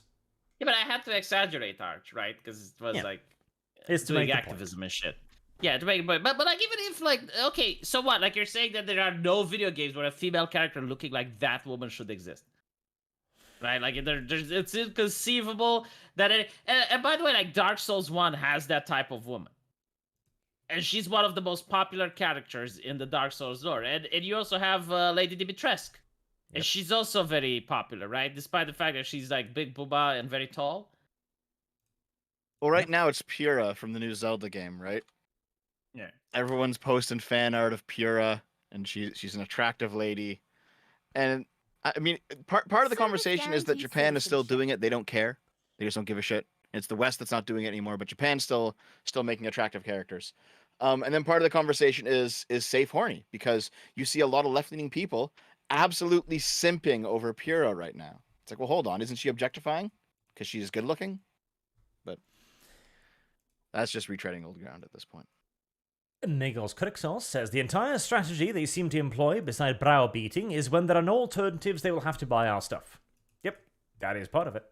It is the same with the ideology as well. When there are no alternatives, you'll have to embrace ours, because it's the only one we have allowed to be socially acceptable. Well, yeah, and ironically, they believe that if there wasn't any Arch, if there wasn't any Joe Rogan, if there wasn't anyone else, then people will vote for Obama. Mm-hmm. Like, if they ban everyone, that's the default state. Like, people vote for Obama. It's just that evil Ben Shapiro, the Daily Wire, that makes people vote for the right-winger. Tanushi says, normal is what everyone else is, and you are not. That does apply to Dev, too. True. What? Yes. Cito says, but they aren't even right about the unrealistic beauty standards. I've personally known women with the form they criticize. Well, yes. Oh, when you're 200 pounds, you know, it's probably an unrealistic beauty standard. No, like, the real question should be, like, why should beauty standards be realistic? Well, they shouldn't, as AI pornography is proving right now, in that it's blowing up faster than real porn is, because people don't want realistic pornography. People just want hot women. Like, it's very simple. Preferably hot women in their preferred ridiculous, over-the-top, absurd fetish. Like, I want hot women fucking octopuses. There's not a whole lot of that on the market, but AI, it's got your back. Glow in the Dark says, Kib is a perfect example of being groomed into trans community. But that's a joke. That's true. That is true. Dev will recognize this. Kib has purchased a butt plug tailed now. He's unironically going full in. What? Really? Has he? Is it? Are you joking? Yep, and he's also purchased a Nikomimi headset. But why though? Why? Well, because his community has been like, this would be good for you. And he goes like, yes. Do you know what I find interesting, though? Like, if Gibbs would have said that he's transitioning, you'd be like, oh, I'm so glad, I'm so happy for him. But if he says that he's getting a tail, then you're like, but why? But Hold on. why? But. I don't care either way. Yeah, I know, but it's just the reaction that I find interesting, and I'm trying to understand why. No, because the point is that Kibbs isn't trans, I'm pretty sure. Mhm. So why does he keeps doing all this shit that his community tells him to do? You wanted to ask why is he taking hormones? Just admit it. You're literally about like they were one sentence lost. away from asking like why isn't he taking the pills? Okay, hold on. I actually wasn't thinking that. I was thinking, why is he taking the butt plug? Then that's what I changed. That's the sentence I see. I changed. So you think that the butt plug is like a puberty blocker? The butt plug's a bit much for Dev. You think it could be like a puberty blocker though? I don't know. You're the doctor. You tell us. Oh. Because see, when I went to med school, like puberty blockers were used for something else, which it was in the interview with Matt Walsh, and it upset people when he pointed out what they were used for. Yeah, weren't they used to for people who had like puberty too early? But, yeah, like, but delay it a bit. Yeah. it was also there's a drug. I don't know if it's the puberty blocker one, but it was used to castrate pedophiles and sex offenders. Oh, really? If you're gonna drag me off topic one more time, I'm gonna castrate you. I'm sorry. I apologize. With or without puberty blockers. So John's saying being a troon is being abnormal. Correct. Artemis Fowl says, Dev, the context to the word straight was invented in reaction to gay. It did not exist before, saying normal is a proper response. Dev owned. BTFO'd even. I mean, no, that's... Yes. That proves my point. Artemis, donate more so we can have Dev go pop up and go like, I've hold lost. on. Read it again, Arch. Read it again. Oh, God. No, but Dev... Dev, the context of the word straight was invented in reaction to gay. It did not exist before, saying normal is a proper response. Right, so cis was also invented in reaction to trans. What's the difference? Well, cis was invented by a pedophile sexual in reaction to being a pedophile sexual. Wait, but I don't really care about that, to be honest. I do. That just means that that guy is terrible, but it doesn't invalidate. I feel as if that idea. taints some of the things that he said. Well, sure, but nonetheless, if you're going to talk about people who aren't trans, you need a label for that. If an evolutionist, right? Sorry, creationist, right? Was telling you about, like we need to make up words in order to describe the age of the Earth, and like when you look at it, the Earth is always like 6,000 years if you use the words that he made, right? Yeah. Yeah. Would you not take into consideration the fact that he was a creationist when he came up with those conclusions? Well, yes, but if I'm going to be having a conversation with a creationist about creationism, I'll use the appropriate words so that we at least know what we're talking about. I don't mind doing that at all. Devil surrender if under pressure. So if a creationist invents a slur in order to stigmatize people who do not believe that Earth is 6,000 years old, would you like use that label for yourself? Yes, proudly.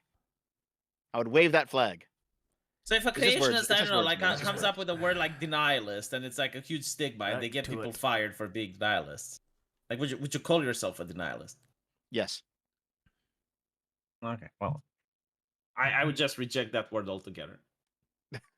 Here's the thing.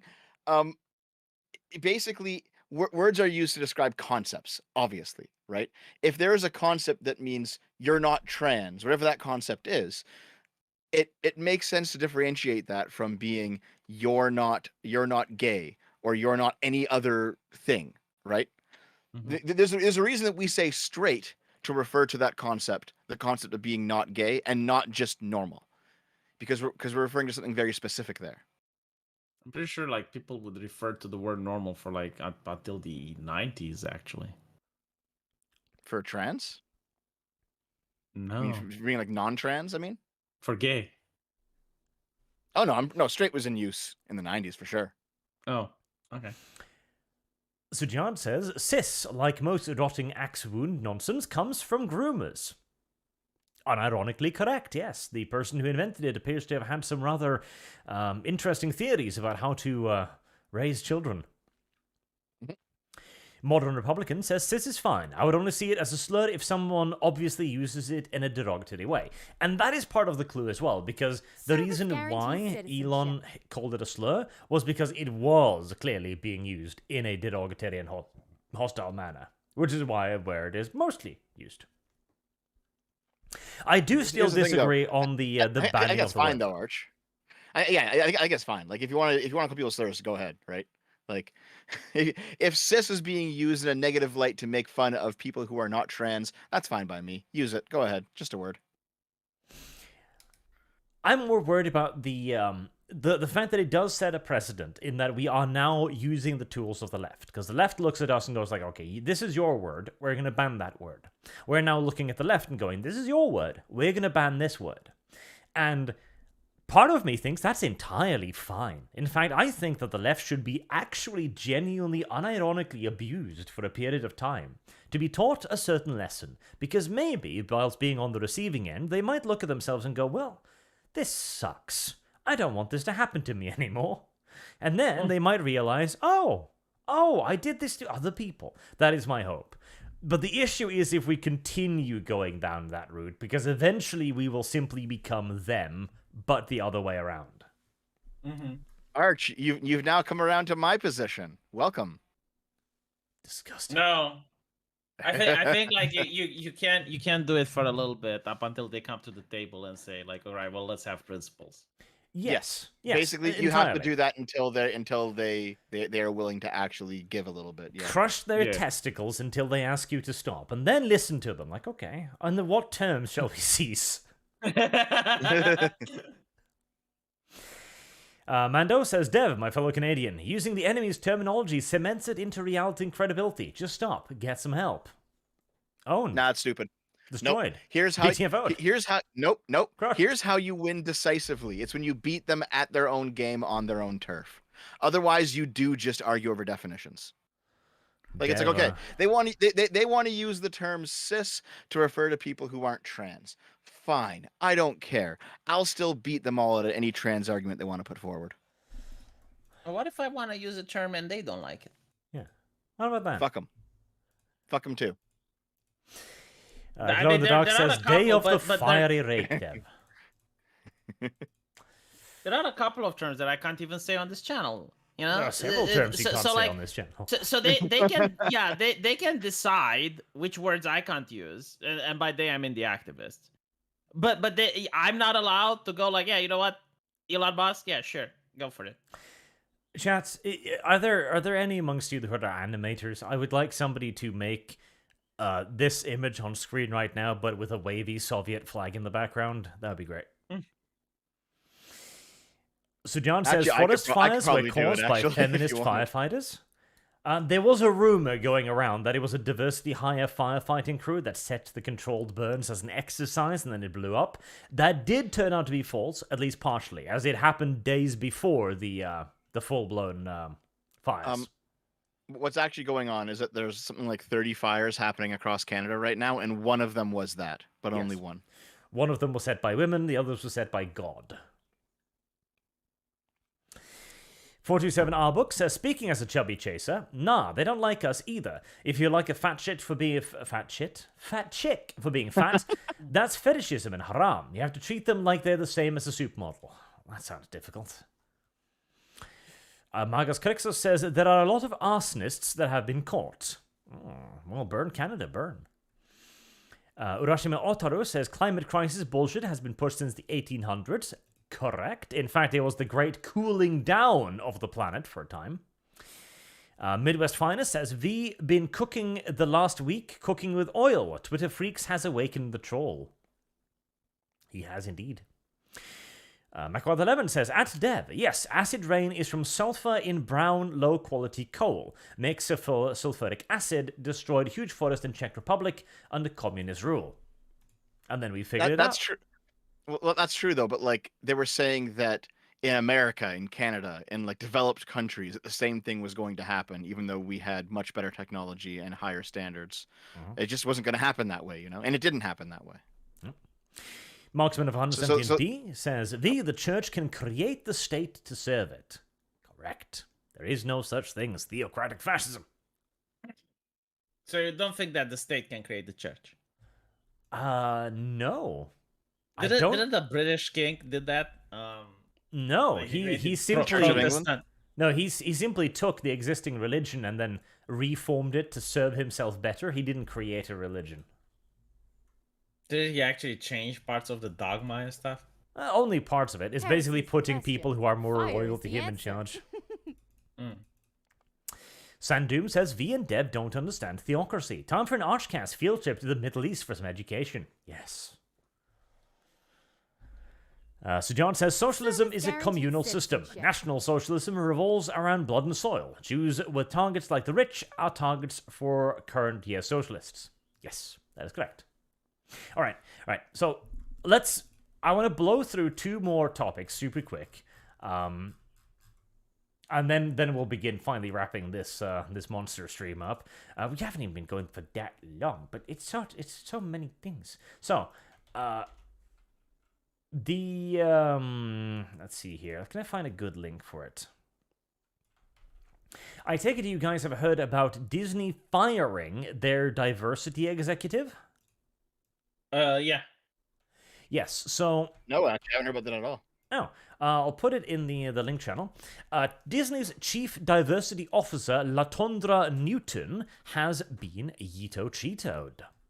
She was there for 6 years, and she was probably responsible for a fair bit of the shit that was going on Disney. And everyone is being very quiet about why she left. She herself says that she's leaving Disney to pursue other endeavors. And Disney themselves appear to have not making any statement. So they haven't gone like, oh, she was a lovely employee, she's leaving us now for greener pastures or anything. Disney's just silent. It's like, no. Which suggests they were not parting on good terms. Now, a lot of people have been speculating this might be Disney doing a Netflix, where Netflix also yeeted a bunch of their employees because they didn't want to, try and get politics out of the entertainment, at least some degree. And that is possible, and that is the hopeful reason why this is happening. But I will also point out that she could simply have been a terrible human being as well. Like, people get fired for many other reasons beyond being woke too. I mean, It is possible, I suppose, but I mean, she was doing her job, wasn't she? Like if you fire someone and you do not just take away the position and you hire someone else, like, you're still going to get the wokeness. Well, the problem isn't the purpose. If they're hiring anybody else, because they didn't announce that she would be replaced by anybody, just that she's leaving. Well, in that case, maybe you're right. I do hope that this is a turn away from wokeism from Disney, though, because Disney has also been losing money like mad, and everything they've done recently has flopped. Secret War does not appear to be doing very well. The Flash is set to lose money. Now, that's a different franchise, but superhero shit in general, Marvel doesn't seem to be doing too well. The Little Black Mermaid did awfully, and the latest Pixar movie was a huge flop. I keep hearing that it did good. There's articles saying that the Little Mermaid managed to make money. There's some places overseas that it's doing pretty well, but I don't think it's the big success that they wanted. Yep. No, because there are a ton of articles talking about how well it does. I've seen those too. It's like, The Little Mermaid rakes in $117 million at the US box office. That's actually absolutely terrible, because it cost $250 million to make, and then it had $100 million marketing budget. So basically, it's still $300 million behind. And after that, the opening weekend, its numbers dumped. Estimates right now are that at best it might break even, but probably it's going to lose 20 to 30 million. It's a lot of money. It's not looking great. It's not very progressive. Not very progressive. It wasn't progressive enough either, as it didn't talk about slavery and colonialism. Or kink. Did you see that? Yep, I did see that. It didn't talk about kink either. Like, what the fuck? Why would you want Little Mermaid to talk about kink? Well, I don't know. Maybe he's into monster girls, Yeah. Yeah. Like, he wanted to explore how the prince would bang the Little Mermaid in the sea. Under the sea. That's where it'll happen. So I think this is good news, and I'm very happy to see her go, and I hope that this is an indication that Disney is beginning to scale back. There was also, of course, the fact that they yeeted a bunch of their old catalog, too. Because you might remember Disney Plus lost a lot of its old catalog because, in the words of the CEO, it wasn't driving subscriber growth. In other words, it was shit. So maybe they're beginning to realize that woke shit is, shit. Shit. Service guarantees citizenship. And we also do have to mention this one. There was also working on the Rey movie. So there was rumors that Rey would make a movie and that she was pregnant, which appears to be fake. Heavy quotation marks. But they are apparently making a Rey movie where she is going to be raising a new generation of female Jedi to fix the errors of the old order. Focus on Rey, who will see her train a female apprentice destined to emerge as the future leader. So if Disney is turning, anything currently already in the pipeline will still go the way of full-on woke garbage. Acolytes will be it, the Rey movie will be it, all of the... it's going to be 5 or 6 years before we see the effect of this departure, if any effect will ever be seen. Well, I'm curious, if these franchises will even have fans at that point, because it is true, you can sour the fans to the point where they don't really care about it anymore. Right now, you're telling me, oh, well, they're making a new Star Wars, and it's okay, I can stay disinterested longer than they can stay solvent, so. Very possible. It is entirely possible that they might simply chase away all of their fans. The question is if some alternative will emerge, because right now we are still somewhat lacking in alternatives. There is no new Star Wars on the horizon, for example. But that might also be because Disney is crushing everything that could possibly emerge under the unimaginable weight of needing to compete with Disney. So after the death of many of these franchises, we might start seeing something new emerging, which would be quite nice.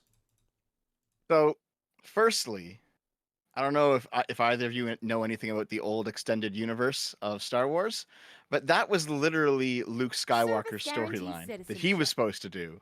Yep. Was to rebuild the Order and train a bunch of new Jedi. Secondly, the idea that Rey's apprentice is destined. Are they just going to pull another Destiny out of their ass?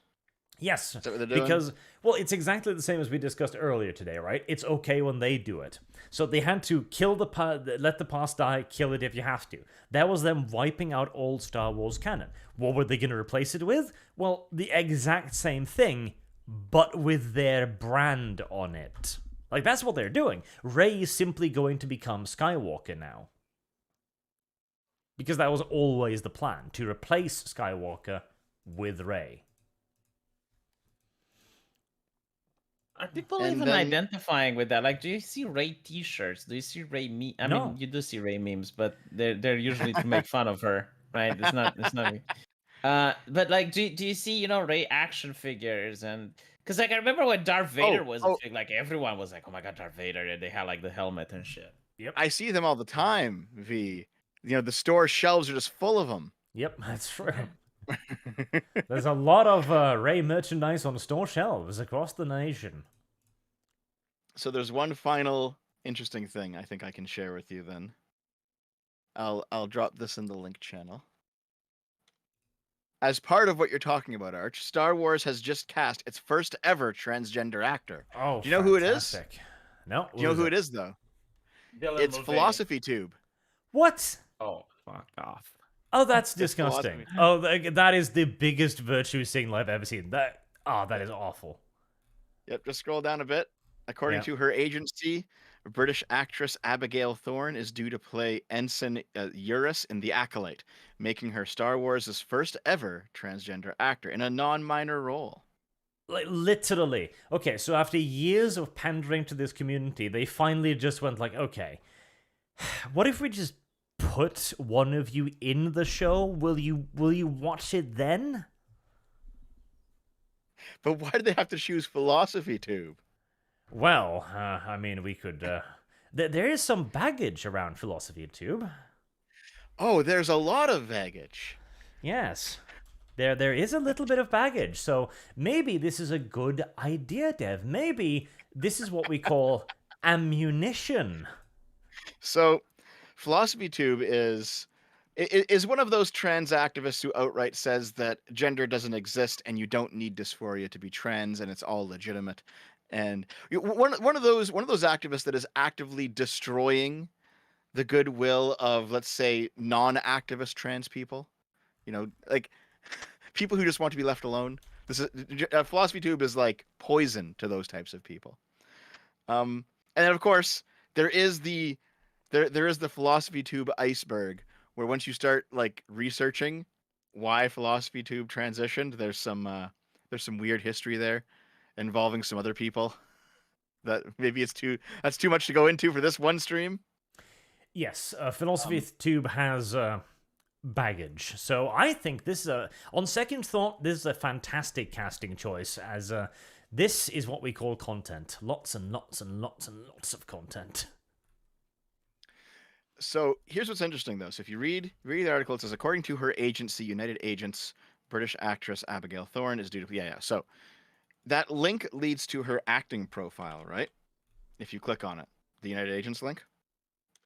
And if you look at it, I think you'll notice that it's actually gone. Oh, no, it's still there. I can find it. Oh, no, I meant the actual... Arch, I can't stay anymore. It's 3 a.m. That's fine, dude. You're falling asleep? Good night. Oh, sorry, V. Sorry for taking so much time, man. It's okay. Thank you for having me, and bye-bye, chat. See you, V. Good night, V.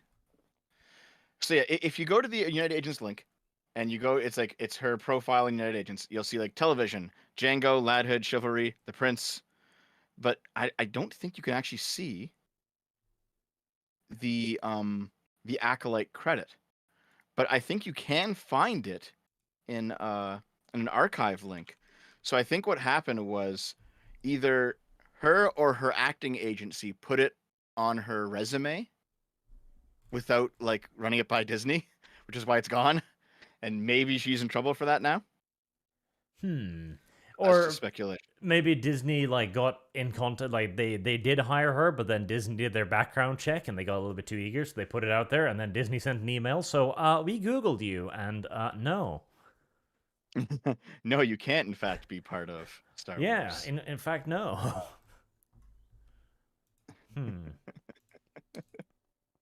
Indeed. It's entirely possible. We don't know yet. We'll see whenever the Acolyte comes out. We'll see if she's in it. But it's going to be a shit show if she is. That it will be. All right. And one final topic that I wanted to address too, because so I take it you've seen the Hunter Biden thing? Just barely. I just saw some of the whistleblower stuff. So I don't know the full details of it.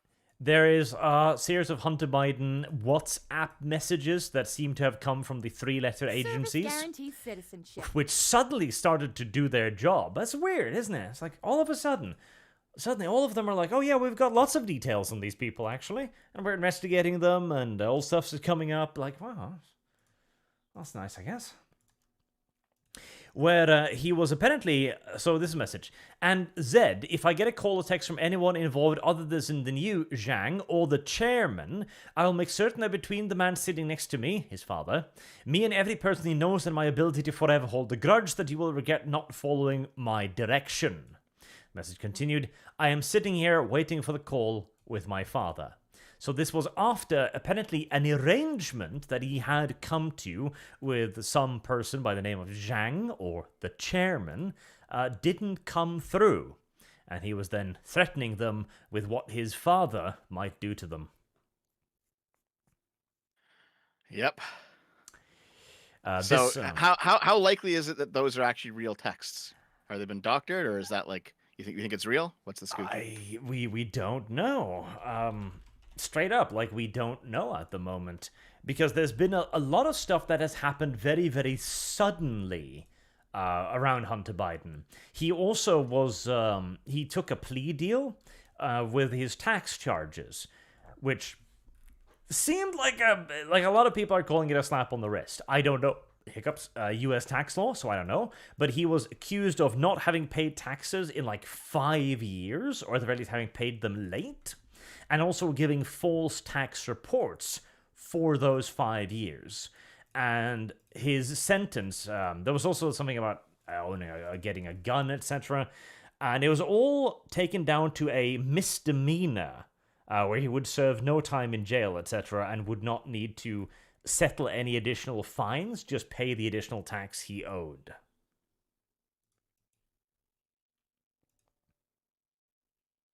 Right. I mean, that is the kind of thing that happens to connected people. That's nothing new, you know? Here we go. President Sun will plead guilty to 2 tax charges and admit unlawfully buying a gun. That is a judgment. Yep. And you do have to put this in context with Trump as well. So Trump is currently charged for keeping secret documents, something that Pence was acquitted for, or well, he wasn't charged for. He was given the go-ahead to not be investigated any further. Biden is currently in the position of they don't know if they're going to investigate him, it seems like. And Trump is, of course, charged now with, 600 years in jail or something? Yes. I did a long stream going over the court documents and going over all the stuff. The reason, ultimately, that Trump is having the book thrown at him is because when Trump was asked to return the documents, he didn't. And that's the difference, right? Because Clinton was hit with the same request. Biden was hit with the same request. Obama was. Bush was. Pence was. They all had classified documents they were supposed to return after they left office. All of them said, "Oh, sorry, my bad," and they returned them. And then as a professional courtesy, the DOJ didn't pursue because they had the documents back. Trump didn't. Trump played with them for a year, and that's why they're throwing the book at him. At least to an extent, because your argument is he was dumber than the other ones. And to a certain level, you are right, because he did do more mistakes. But also the fact that he is under closer scrutiny as well. They are digging a lot deeper into him than they are digging into everybody else, it seems. Especially considering Hunter Biden as well. They had him called. They didn't even need to do a plea deal, but they entered into one anyway. Because as you say, that is what happens when people in power get accused of things. Yes, yeah, there's definitely some like leeway for people who are connected, that's for sure. So basically there's like four separate indictments against Trump. 2 of them are like complete 100% bullshit. Trump's going to win those ones, right? One of them is, did Trump incite January 6th? If you listen to his speech, he did say, go to the Capitol and make your voices peacefully and patriotically heard. So that's basically going to be, like, he's not going to win that one. It's obvious. The second one was, did he interfere in Georgia's election by asking the Georgia Secretary of State to find him 13,000 votes? The way the phone call sounds, it doesn't sound like he's asking him to manufacture 13,000 votes. It sounds like he's asking for a recount in a very colloquial way. So those are the 2 that, like, they're very clearly just trying to get something on Trump, and those 2 lawsuits aren't going to go anywhere.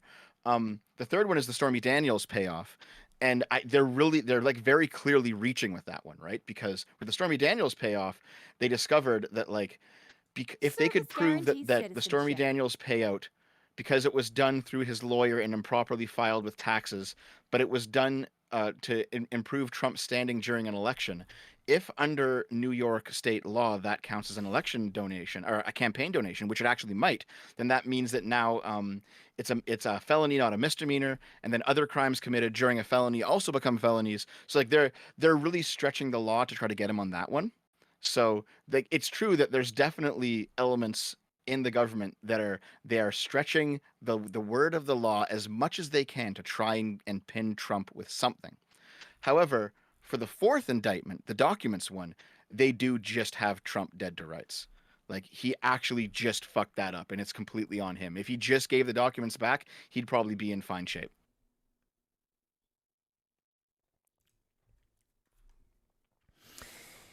And a lot of people are now pointing out a bit of the differential here, because Hunter was caught pretty much red-handed, and he gets a plea deal. And Trump gets caught equally red-handed, and he's facing a few centuries in jail. Now, Yep. again, everyone knows exactly what this is. Like, they're trying to get Trump for something. They don't really care what it is. They just care that it's something. It's so long as it sticks, it'll be useful. And this, That's of course, true. But here's the thing, though. You can tell that even though they are stretching the law, it's still not simply a kangaroo court. Because if they wanted, they would simply, like, if it was truly as corrupt as some people think, they would just invent bullshit and slap it on him and then bring him into court and say, you're guilty, fuck you, then throw him in jail for the rest of his life. Or just kill him, right? If this actually was a banana republic, it would be far worse than it currently is. true, but they have invented shit on him before, like the piss document, for example. That's true, but that didn't go anywhere because it was invented. So Yes. there is still some legitimacy in the institutions because like, it's not like he's just being thrown into jail for no reason. Yes, there is still some checks and balances here and there. Maybe. Butters asked, do you know if they offered Trump a plea deal? They offered Trump several deals. He just had to give the documents back and he didn't want to. And it seems to be the case that it was just like ego for him. It was just clout, which is something that honestly I could see Trump doing. He is that kind of a guy. The thing is, though, I don't think any of this helps. In fact, I think this helps Trump more than anything. Trump's biggest PR move right now would be to actually get arrested, and preferably as publicly as humanly possible, as it would play incredibly well with his base, which he now needs to mobilize and radicalize, because, I tell you, DeSantis is saying a lot of the right things. And he is very charismatic, and he might be a genuine threat to Trump's run in this upcoming election. Yep. And also he doesn't seem to be fazed by Trump's style of just insulting everyone around him. DeSantis doesn't seem to care. No, rather he seems to understand exactly what that is. It is a tactic to cause you to react, which is why DeSantis is not reacting. Yep. He's a clever guy, but that's also what worries me about him, because he's a little bit too clever, and he's already been caught on tape with his donors saying that he's going to do the hard sell, where he's going to be very conservative to begin with, and then as the election keeps going, he's going to get a little bit less conservative and a little bit less conservative. Well, I mean, that makes sense, though. Like, if you have to appeal to a wide variety of people, it makes sense that you would drift to the center in the general. Like, everyone does that, right? It does, but that depends on your definition of the center, doesn't it? I actually kind of enjoyed that part of your discussion with Nasser Erudite. Like, what is the center? Mm-hmm. Because that's Yeah, very... because Sargon's doing the sensible center thing right now. Yes. See, there was definitely a time a few years ago when I was definitely like more attached to the label of center than I am now. I don't really care about it anymore. For me, like I have some liberal ideas and some conservative ideas, and wherever that puts me, that's where I am. Right? I've had people call me, I've had people call me a leftist. I don't care if I'm a leftist. I've had people call me a rightist. I don't care if I'm a rightist. Right? It doesn't really matter because left and right they're just positions based on other positions, but like liberal or conservative or socialist, these are actual philosophies. It's a bit more important. Uh-huh. Unless you call me a communist, Arch, then we'll have to fight. I don't call you a communist, Dev. My Streamlabs does every time somebody donates.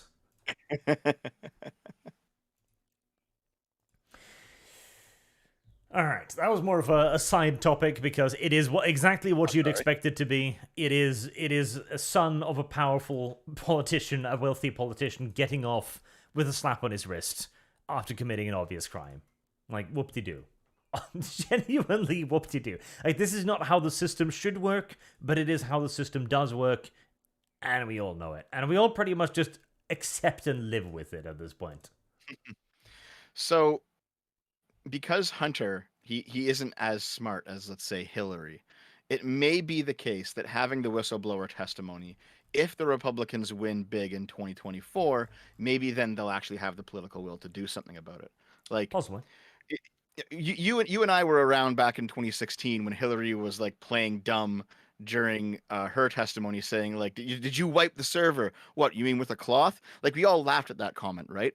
But that's exactly what you should do if you're in her situation, is you play dumb. You don't flaunt what you might have done in like under oath, obviously, right? Um, the main like another big reason why they're going to get Trump is because they have him like they have that phone call of him saying, "Here's a classified document. I didn't declassify it. Do you want to take a look at it?" And they have him saying that on a recording. Like that's that's intent. Like you never had Hillary say, "Look what I did with my server, guys." Like she was too smart for that, you know? So I think the reason that they're able to go after Service Trump as guarantees hard as they are is citizenship. because he was uniquely stupid compared to most other corrupt politicians. Like most of them shut their fucking mouths when they're doing something illegal. That's not untrue. Right, let's see if I can burst through some of these last super chats then. Roll for Initiative says, climate change is the latest iteration of the apocalypse is coming, everybody panic and give me more power, not a new phenomenon. True, by and large. I am sure that there's a bit more science in climate change, because do humanity affect the climate? Probably. Like, everything affects the climate. Fucking trees affect the climate, so we probably have some effect, and we probably should look into it to figure out what's going on, but it is primarily used for give me power. Selic S says, there is already a term for normal. It's woman and men, male or female. Why are you qualifying it? Yeah, Dev. Why are you qualifying it? Call me. He doesn't have an answer to that. He doesn't know what a woman is. I do have an answer to that. doesn't- So basically, like you use different language for different conversations. That's just kind of how and we all know that this is how it works. Well, seriously, like if we're going to be talking about like a specific, micro niche topic, it usually has its own language that we use temporarily, but we wouldn't use outside of that. That's how every conversation works. When I say, if I'm talking to, let's say, a trans activist, I have, and I want to differentiate between trans women and women, I'll probably say cis woman because of the climate that I'm in, right? And the conversation that I'm having. But if I'm not talking about trans stuff, if I'm not talking about trans stuff, there's no reason to use cis. In other words, you're a coward. Well, no. Yeah. It means I'm adaptable. Adaptable. And I understand different paradigms, and I can use different differential lenses. without a distinction. No, it's absolutely true. So like Arch, if you and I were going to sit down and talk about like technology, we're going to use different terminology than if we're not. Sure, but for this particular conversation, I'm going to do what Hillary did and say no. Okay. Jack says Dev is being a bundle of sticks about fascism. That's true. He doesn't have the cojones to embrace fascism. He must be. Let's do it together, instead. Arch. Let's do it together, Arch. Glow in the Dark says mistranslation. It says you shall not murder. In the Bible, I'm presuming. You shall murder? Probably. Artemis Fowl says, Arch, V wants to die by predator strike. Show him the image I sent you about the modified Hellfire missile that uses blades to kill you instead. Well, I would, if it weren't for the fact that his soft, squishy body went to bed. Don't blow up his house. Y Huatan says, Wagner was apparently also dangerously close to taking control of a warehouse full of nuclear weapons in the first city they captured. Oh, well, that would have been unfortunate. Unironically, I don't think I want nuclear weapons in the hands of a bunch of mercenaries. Like, that ends badly in most video games and movies I've seen. Spiderpig34543 says, remember, Dev is wrong at all times and in all places. Correct. No, absolutely not. There's one thing I'm actually wondering, like, I don't know if you recall, but a bunch of leftoids online, they were talking about the evils of Wagner because they're fascists, they're Nazis, right? And I'm sure some of them are. They don't seem like they're a good group, obviously, right? But how many of them are suddenly talking about Wagner as if they're saviors now that they turned on Russia? I can give you a definitive answer to that, Dev. It's the exact same percentage of people who were looking at Azov going, Nazis, Nazis, Nazis. And then when they were fighting for Ukraine against Russia and Ukraine was the good guys, friendly fascists. Yeah, it was really funny to see people on the left immediately go a 180 on Wagner as soon as they decided to turn on the Russian government. It was fucking hilarious. Nightmare 5254 becomes a bridge god worshipper. Welcome to the ranks, sir. Rangi says, the issue, I think, is many of these eco-types need to justify their existence. They have overplayed their hands for decades. That is also true. Fortunately for them, we have remained idiots for decades, too. The Sugar Daddy says, Arch, please commission an art piece of Dev Guevara. Just think of it, Arch. It would be perfect. Dev Guevara. Maybe. The Jose says, I love how Dev said there's nothing to talk about with the feminist response to attractive female characters in gaming during Gamergate in Not So Erudite's stream, and V is still getting suspended. That's true?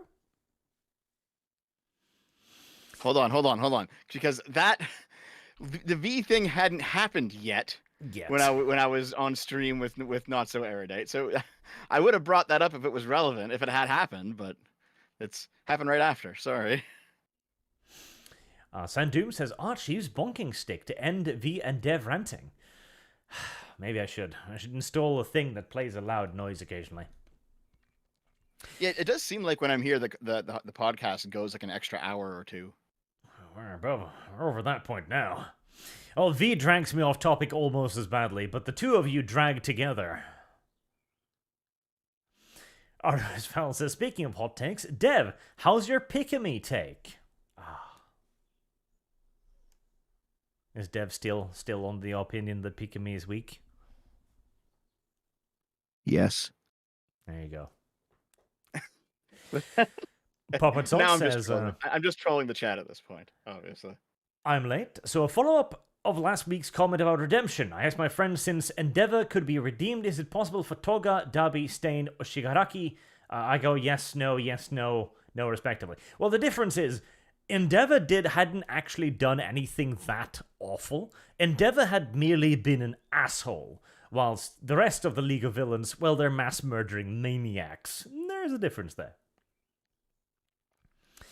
Marksman 117B says, the CEO was the youngest Sonic jet fighter at 19. The white guy quote is him using the current climate while referring to others like himself. He wanted savants like he was so he could cut corners.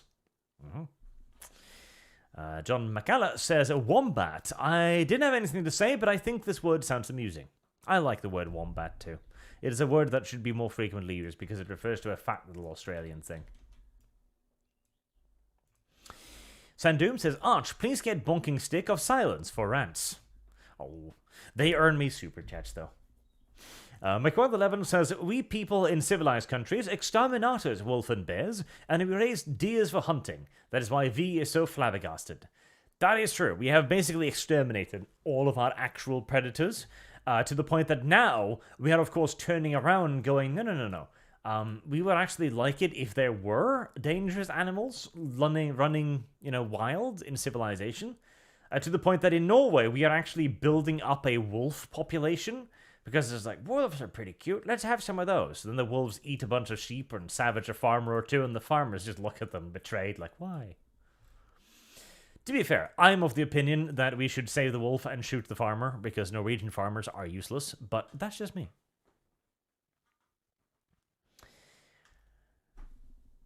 Marksman 117B says, V never had a random bear walk up behind him, stand up and randomly hug him in the middle of the neighborhood. Wild experience. What a trip. See, bears are cuddly creatures. They're nice. Glow in the Dark says, if you see a bear in the middle of winter, snow and all, whether it be white or black, that is bad. Get out of there. Forget what it's called. That is true too, yes. If you see a bear in the middle of winter during hibernation period, and it's still awake, it's likely very angry. It's likely quite pissed off at that point. It's not going to be quite as friendly anymore. Marksman 117B says, Dev, pandas are like koalas, very aggressive, but their diet keeps them stoned, so they are friendly when well fed because they're stoned. That is so stupid, I believe it's actually probably true. Bamboo gets them high, I guess? Is that how it is? Presumably. Shoot Me Dead says, if an old white man surrounds himself with young, beautiful women, that's sexist, misogynistic, etc. But if he does it for diversity, everyone claps. That's a good point. Diversity in harems. Tunishi says, one of the families of the victims is Pakistani. They might go after the CEO's family. Oh, that might be spicy. Chaton5582 says, the bow is for Aerith. Sorry, context. WMMA Scene Now says, Zhu Xiaodong's life got ruined. He embarrassed Chinese traditions, so the government lowered his social credit score. Can't even ride a train now. Yep, I did hear about that too, which is a real shame. He should come to anywhere else. Like, we will value him in other countries. He can come to Norway. I am happy with this sort of immigration. Base Shaman says, why is a mercenaries upset at their employer for not providing ammunition?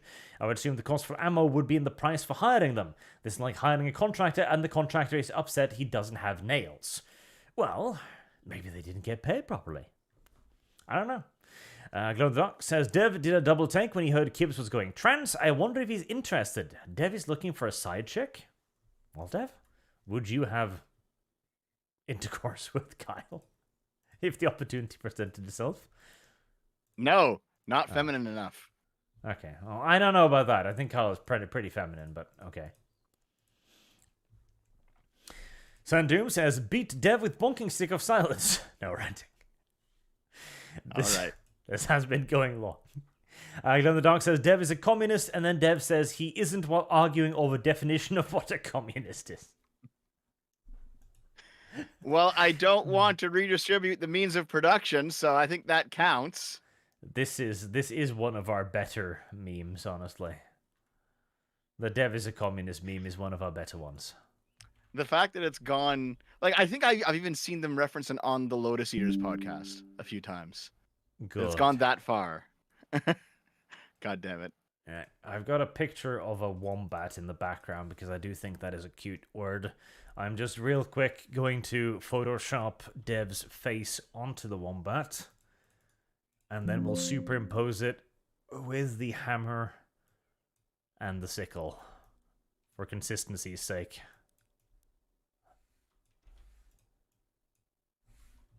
There we go. I'm very glad that I have learned how Photoshop works so I can do this relatively on the fly these days. What's this? What's the last super chats looking like, Arch? Because I need like 5 minutes to set up my own stream. We're not doing too bad. I can see the end. I can see the end. All right. I have a visual on the beginning of the end. And there we go. Much better. McWad11 says, Dev, you only need normal to describe 90% of the population. Cis is implying that the percentage is different and that trans and pedo is not a mental illness. Do not concede reality. Hold on, I don't think it implies that at all. I mean, obviously being trans is a mental illness. That's obvious. Anyone who tells you otherwise, they're just retarded, right? But when you give it a scientific term, you somewhat normalize it. What? I think that is the argument, that when you give it a scientific term, like cis or cisgender, and you then also actively use it, that is a sign of surrendering to the ideology, and that you are now committing to normalizing this term that they have made up specifically to advantage their own situation. I mean, maybe, but I simply view it as describing a thing that exists, right? Like, what is the word that you would use to describe somebody whose gender matches their sex, right? Straight. It's like, well, straight. But no, because straight as. because straight is a sexuality, though. It's straight is regarding who you're attracted to, which has nothing to do with being trans. Well, no, but it has to do with gender, because straight simply means you're a straight male or a straight woman. It describes the position perfectly. But the fact that it doesn't fit with this one subset is the thing, because now the subset goes, oh, we want a special term. And it needs to be a special term, and we can't just use trans because this is somebody else's term. No, I don't think it's about the term being special. I think it's because it's actually describing something that is different. Because, you know, having gender dysphoria and transitioning to be a woman when you were born as a man is different than a man who is attracted to a man. Those are two different phenomena. I would compare it to a communist like Dev saying, I'm not a communist, I'm an anarcho-capitalist. So or I am listen, a wait a second, wait a second. environmental anarchist, a green anarchist. Okay, so let's say someone is has gender dysphoria, born male, transitions, is a trans woman, but is still only attracted to women. That makes them straight. That makes them 0 point something % of the population. And Well, sure, at that but what do you point, I'll call be them, like, though? okay, well, you're an abnormal freak then. Okay, but what do you call them though? Non-normal. Not normal. Trans. Gay. I don't know. We have terms for this. Well, sure, we do, right? But and we can use those terms. But that's why when you're describing the other state of affairs, you shouldn't use the same term as simply straight, because straight means something else. Straight does not mean that your gender matches your birth sex. Straight means that you are attracted to people of the opposite gender. Those are two different things. That makes them a freak. I agree, chat. Okay, that's fine, but what do you call? Yeah, they're abnormal. Understood. Mental Completely illness? agree. They're not the norm. Fine, it's a mental illness. What do you call it though? This is what I mean. Crazy. This is why you need. No. This is why Like, you I- need see, a the thing term is, to describe somebody whose this- gender matches their sex, and that's cis, which is fine by me. We are talking about a 0 point something % of the population. It's like, okay, do we need a term for this? Maybe. But the term we are using is a term that was invented for a very specific reason by a very specific individual. And we should probably reject that term. Especially as the term has also become a swear and a slur within the community who invented it. It literally, okay, let me flip this on the head. We need a term to define black people, but we don't want to call them the scientific term, so we decided to call them N-words. Like, that is the same thing here. Like, Awesome, do it. I'm okay with that. You are allowing the detractors of you to determine what to call you. Yes, I'm okay with that. That's dumb, Dev. Just- That you know is what? seeding the battlefield, no, Dev. No. Here's what you do. You do what black people did in the States, and you reclaim it. Sure, you but I don't reclaim want to the reclaim it. the slur cis. But they are not in a position of power over me. I don't need to reclaim it. I can simply reject it, and I can ban them from my Twitter platform. So see, this is what I mean, right? Like, so if I'm going to sit down and let's say I'm going to talk to a feminist, right? I'm going to talk to a feminist about women's issues. I'm not going to say cis woman. I'm going to say woman. You're going to right? say Because we're fellow talking about- communist. it is a different situation. But if we're talking specifically about some sort of detail of trans ideology, then yeah, I'll use cis, because then it's more clear what I'm talking about. It's like, I don't really care where it came from. If it has some use, I'll use it. Oh. You're a utilitarian communist. Only partially. Thomas Wayne says, thanks for the Streamlabs. Keep up the good work. Thank you very much, sir.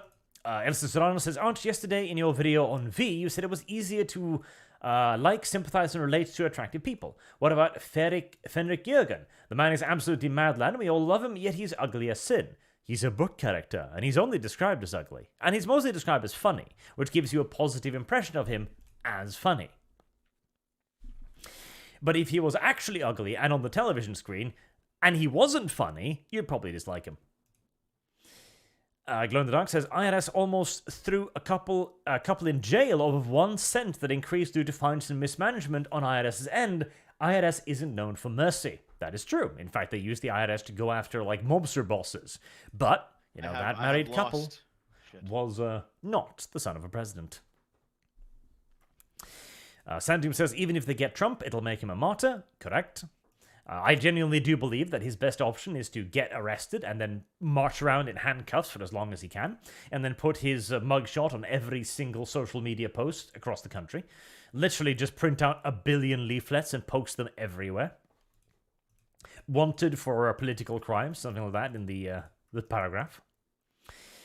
Matt Icy says, the piss files did go somewhere, to a Pfizer court, which they used to surveil him by proxy. That is not impartial process. Good point. War Turkify says, I don't see how there is any legitimacy given the law doesn't seem to enforce till now, but I had not seen Dev's video. Mr. Fancy says, I value both Dev's and your thoughts and your opinions a great deal on many things. However, when it comes to the subject of Trump, I tend to value Styx's analysis more. I don't know what his analysis is, so I can't comment, but you are, of course, free to listen to other people, even if it does mean that I might have a grudge. Maranga2 says, I love how Dev tries to defend himself, then all you hear is just, I have lost. Yes, I am quite fond of that effect. Glow in the Dark says, we need a term about someone denying that communist leanings so we can infiltrate non-communist communities to spread commie speech. I think we already have one. SFO. Heresy's the question. It's 3 letters Fire even. is the answer.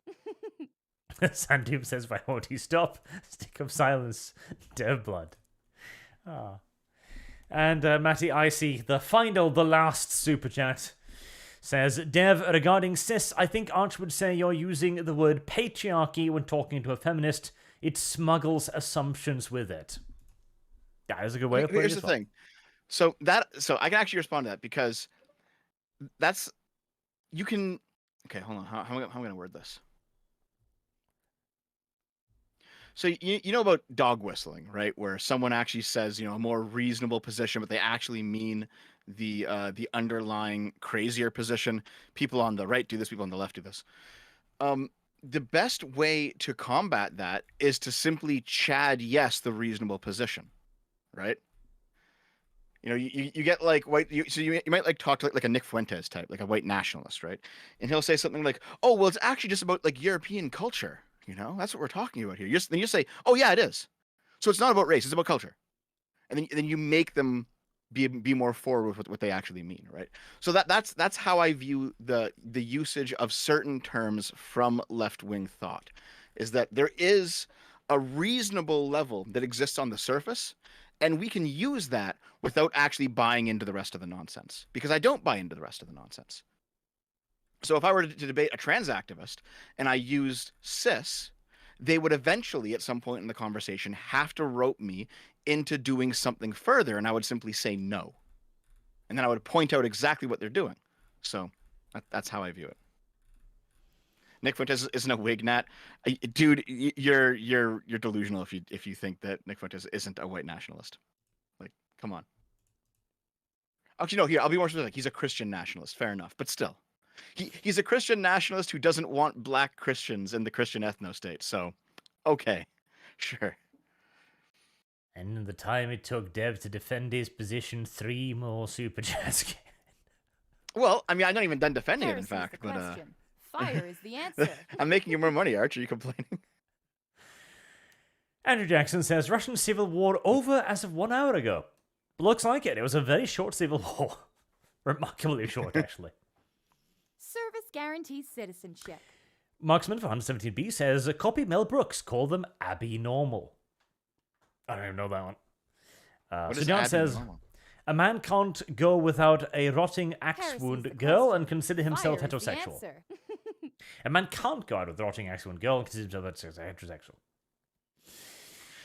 Yeah, that's pretty much true. I mean, well, the thing is that like, there's a strange typography where like most of the conventionally attractive trans women, like the ones that pass and look like women, they don't get the bottom surgery, so they still have the dick, right? And so if you find yourself trapped by a trap, for example, and you stay with them, you don't like leave the situation, you actually end up staying with them. Like Blair White's boyfriend, for example. You've got to be at least partially gay, because there's a dick involved. There's got to be like it's like 5% gay or something, or 10% gay. Even though it's someone who's very attractive, there's still a dick there, right? There's still a dick there. At some point, when you it must comes- look at the dick and think that is a good thing. Yes. So when it comes to people who actually do have bottom surgery, they have very hard times finding people who aren't also trans to date. So like Service they're like a guarantees minority of a citizenship. minority, frankly. McGrath 11 says, Dev is still in his debate me bro phase. Oof. Oof, Dev. Oof. Awesome. Let's go. Keep sending super chats.